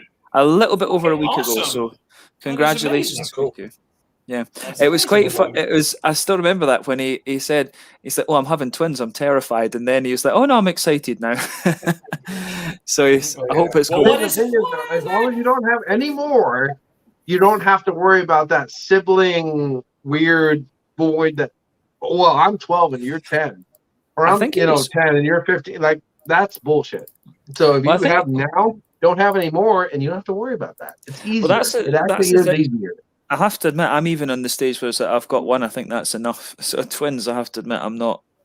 I'll would tell be you, like- I had two girls, and they were 2 years apart. Thankfully, though, that is just enough so the tension between them is not as bad. But if you get more than that, the tension between the two twins trying to grow up, the two kids rather trying to grow up, is fucking nuts. It's nuts. I After that, agree. I agree. because you've got a brother and a sister, Thomas, don't you? I've got two brothers. I've got one sister. Ah, Yeah. They all If you have have just two they all kids, have though, kids. like the 6-year-old wants to play with the 10-year-old, and 10-year-old tells it to go fuck off all the time, Yeah. and then has Yeah. it's a little bit. Yeah, but twins are actually if you're two twins, one and done, actually it's probably better. To be Yeah, I best agree. friends. probably forever. The 2 years is basically the best difference you could have. That's good. Yeah, Yeah. my sister's 4 They years all old. and they all have kids. And it's fucking hilarious. you've got a sister, Really Craig. well. Yeah, well, she's 4 years older than me. So That's a nice thing too, though. I have two buddies to adventure with the whole time. Like I had two buddies, like me and my bro all the time, or me and my sis all the time doing adventures. Since the conversations are so heavy, let's talk about an important comment. Too much volcano. Thank you, Chris. Like I don't want to talk about heavy shit. I mean, I want to talk about big Imperial stuff. Oh, come on. By the way, guys, we need to end this because James needs a nap. Look at that. He's just falling asleep. Oh, come on. He's on the same time zone as me now. I don't get it. Yeah, but he's a night dweller. He's a creature of the night. Creatures of the night. I don't know. Too That much is- volcano. I live among the creatures of the night. I haven't got the will to try and fight. That's Laura Branigan, if anyone didn't know. Ah. No, but Ah. it's a long and it's had Yeah. a month of wedding. Congratulations to Riku, yet. And thanks, Paul. I just threw up my mouth. Luckily, it didn't come out onto the lawnmower. There you go. Nice. Ta-da! I help people. Probably that 15-year comment, I reckon. Yeah. Adam's that I have a brother who is 6 years younger, and we fought like cat and dog growing up. Yeah, exactly. Absolutely. Yeah, no, I seen when I was teaching some of the Chinese kids, you used to see like some of the because of the the one child policy there, you had with teenagers, and then some of them were like 13 and 14, and then the parents, they had like 2 and 3-year-old brothers and sisters and stuff. I'm just like, fuck that noise, honestly, fuck that noise. I thought you said fuck noise, and I mean No, fuck that noise, like, yeah. Fuck 'em. Yeah, I have to admit, I'm along the lines of, I've got a son, I've got a legacy. I'm just like, that's enough. Yeah, but we'll see. I suppose maybe someday in the future. I mean, if Matt can have a kid when he was like 44, 45, whatever, maybe there's still hope for me. Yeah. I say go over to go to Saarbrücken for a weekend, get one of those $2 growers, and just go to town. Go to your basement, don't pay. Good. And, Saarbrücken is where you find Paul, is your manhood still attached? Yes, it is. No, naturally. but I'm sick, so no. Yeah. Oh yeah. man. Yeah. Oh, That's man. one of those ones where it's really funny, and I'm not Oh. talking ill at anybody, but it was one of those ones where my girl was on at the time was on birth control, and she made her so insane, I guess the word is, that she was talking shit about my mom the one day. I went, oh, and I almost punched her in the face. I was like, whoa, okay. And I took her birth control and I winged it out. It's still somewhere in the forest, somewhere over there. And I said, I'm gonna go get fixed. I gotta go get fixed because you gotta get off this stuff, right? And then she told me, she goes, once you get fixed, we can have the bang bangs, whatever you want. Okay, that's cool. So I got fixed, and I noticed the bang bangs went from whenever you want to like once every 2 months. I'm like, what the fuck? So anyway, that ended. But now the bang bangs, I don't have to worry about it. So the bang bangs, the bang bangs I get once every solar eclipse. But at the same time, I don't have to worry about it. Like every 4 years, I can slam someone, and you know what? I don't have to worry about getting a kid. That's cool. I got 2, and I like the 2 that I got, so I got lucky. So a little bit of lucky there. I suppose, yeah. I'm just kind of like, I don't know. At the moment, I'm just kind of like, yeah, I don't know if I fancy another one, but I've not really had much of a chance to do much with my son yet. So we'll see. You don't fancy another one. You fancy a big one. A big one. A big. A big one. On the bottom of that shelf lies a big beer. Big jump. A big beer. Well, actually, I'm going to watch what I'm doing later. I'm going to watch this. What the fuck is that? Deutschland 89. The shoot box, a German box of shit. Deutschland 86, Deutschland 89. I don't know where my Deutschland 84 DVD went. What is it though? Is it a movie? Is it a show? What is it? It's a series about an East German soldier who. Yeah, it's very good. It's a story. It's a series about an East German who goes to the West to spy and things like that. It's very good. I didn't realize it was so much better over there. Mm-hmm. My buddy was from East Germany, Patrick, and he lived in West Germany, and he kept telling me the whole time. He goes, "Go to East Germany. It's so much nicer, cleaner, and more organized." So I've been looking forward to going ever since my buddy Patrick told me about West Germany, or East Germany rather. Since the only thing I've ever toured is West Germany. He goes, "No, go to East Germany. You'll love it so much more." And I'm like, "Oh, I can't wait to go." It just gets so excited. I'm kind of curious because, like, West Germany, that's basically right next to me.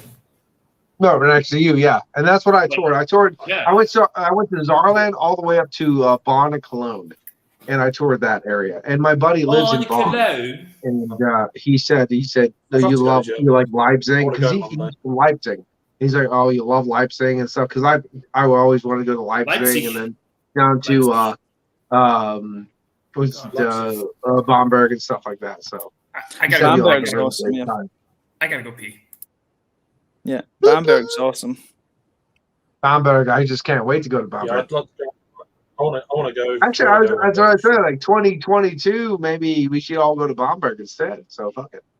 But, well, I I actually messaged my German friend because at the end of March next year,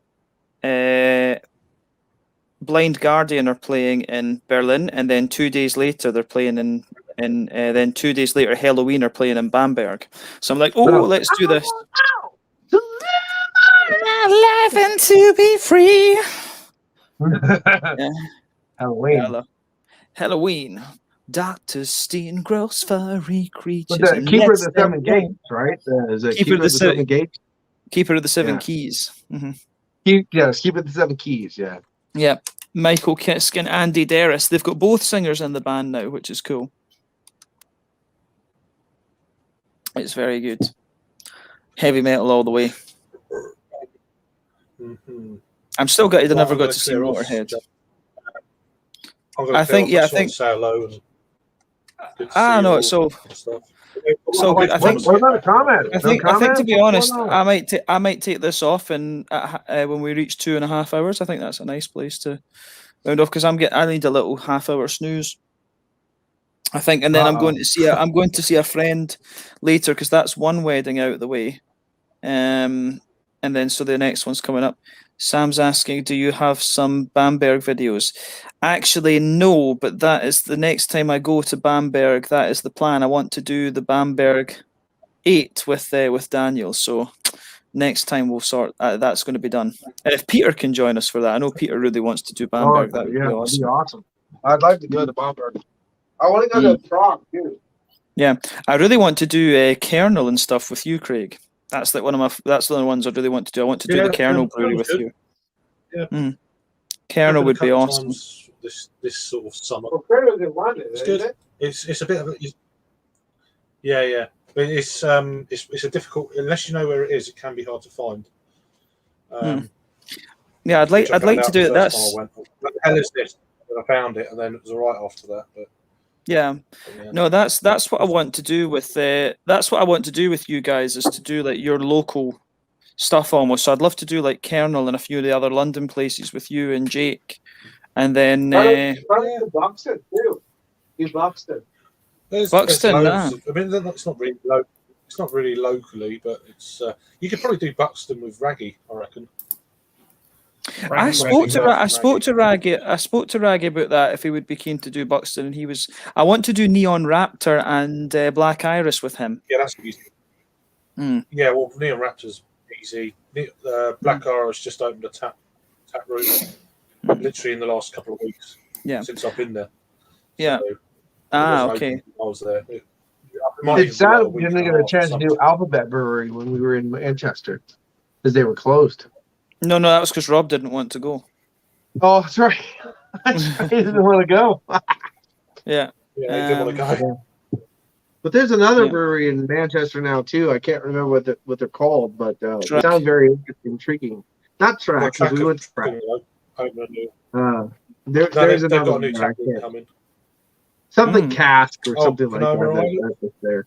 Panama Island, is it? Or I don't know. I can't remember. Pomola Island put all the adjuncts and stuff in their beers. One that I really want to do with Thomas is the Jopen, with Thomas and the Dutch guys, is the Jopen. Like really, and this is one of those things that I've said before in streams with guys from America like Paul and whatever. It's like the difference that, just so you know, I do not consider Jopen to be local. Jopen is the other side of the goddamn country for me. But in terms of distance, Paul would probably go like, oh, that's local. That's local. That's like, what the fuck? How far is it away? How many hours? By car? I probably have to go like somewhere between an hour and a half or 2 hours. I think 2 hours drive. That's local. Yeah, for you that's local. For me, that's the other side of the freaking country. It takes me 2.5 hours to get to Philly. I mean, there you go. Because local would be like 20 minutes. Actually, from here, it's not local. Whoa. London's not local for me, but it's an hour and 20 minutes on a train. So I go there regularly anyway. So what is local to you, Thomas? What do you consider local? So for you? a few locals that I have. Honestly, I think I'd rather go to your locals than go to some fucking brewery across the goddamn country.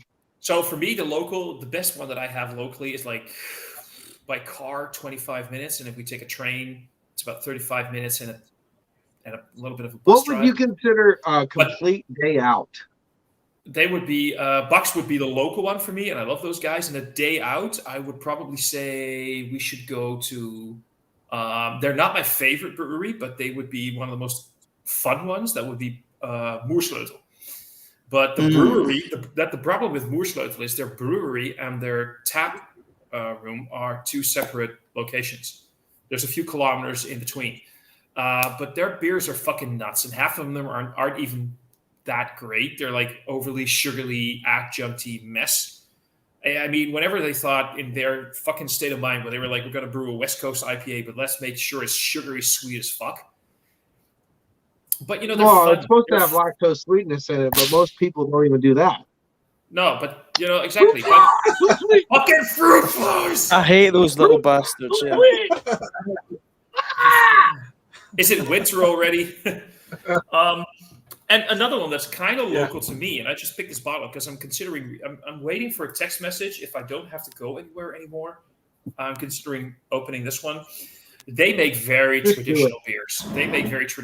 I got this 750.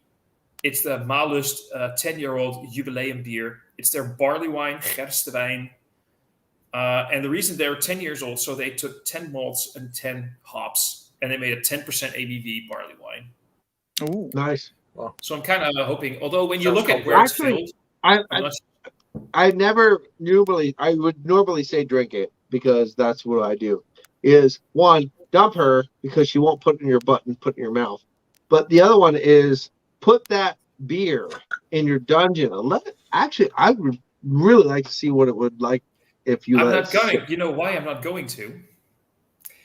They have a quadruple called the 1818. And Gerben and I visited there the other day. We went there. We had a little chat with these people. I bought this bottle, and they knew we were from YouTube. So they're like, wait, let me give you something. So we're going to have a bottle share soon. They gave me They gave me the 1818 in a 750 2021 edition. So that's an old bottle. No, this is the fresh bottle, but the 1818, that's what the beer is called. They gave me two 750s. One is the fresh one, and the other is from 2016. Wow. So, and if we're lucky, I still need to contact them. Somewhere this week So or you next made week, it out like a bandit. They just did a barrel-aged version of it. They still need to bottle it, or they just bottled it last week. So if we can get the bottle-aged version, the barrel-aged version as well, we could do a fresh one versus a barrel-aged one versus a 5-year-old version of their. Oh, wow. Which is So why you're I'm a going to Holland criminal. Oh, yeah, fucking yeah. So, yeah, but this one I'm kind of curious about. So we're talking about, when you're talking about the malts, they're talking about Pilsner, wheat, Carapils, Pale Ale, Municher Dark, Caramel Hell, Oat Flakes, Cara 120, and Spelt. Oh. And when we're Spelt talking grains, about, I really like Spelt. I like Spelt as a brewing grain. I was hoping they would. I know they wouldn't do it. It's so great. Honey malt. Have you ever had anything with honey malt with it? No. It's so fucking good. I knew they would go nuts at the Carapils, and they fucking did. But Carapils is good. Carapils is dark and roasty as fuck. Nice. I do like Carapils. Night, Chris. Bye-bye. I love Carapils. And when they're talking about the hops, we're talking about Magnum. I'm going as well. So. Actually, I think at this point, we might take it off the air because I'm like, yeah. So just the last. Bye-bye. Last two comments then. Alphabet are a bag of shite. Okay. Once lockdown ends here, I'll be fully grey, have shrunk a little, more stubborn, and a member of my local lawn bowls club, but will hopefully still enjoy a beer. See you abroad in 2069. 69! 69 is always the best. And I sent Joe the link, but he couldn't figure out how to join on his phone. Next time, dude. Next time. But yeah, guys. You copy the link and put it in your browser and then open it that way. Yeah. But yeah, no, guys, thank you for joining. It was nice I just wanted to do a short stream. I always find this, I get really excited to do these, and then I sit down, and after about an hour and a half, I'm knackered. I'm like, I don't know, I just feel really tired when I sit down and do nothing. It's weird. You're always lying in bed, though. That's the trouble. It's not help. Get up, you fuck. Probably not. Yeah. And you're not I don't have a desk though. My dad's study. He's running his business in there just now. My sister's taking up the dining room because she's working from home. Although my parents need to kick her out. Basically, I think she's 34 and still living at home. It's crazy, but yeah. And as I say, my little apartment I had in Sweden was very small, so that'll be getting sorted when I do make it back there. But yes, Satan has entered the chat. Yes. But yeah, guys, no. So, guys, those of you who are still watching, Thomas Open, Kent Beer Reviews, PA Brew News, make sure you check out these sexy, dirty bastards. And thank you to the three of you for joining as well. It's always good to have you. Take care. Thank you for having us on. And all right, see you later, James. Let's leave it there, guys. Keep safe. Keep safe, and he'll say bye bye. Bye bye. Bye bye. Blowjobs.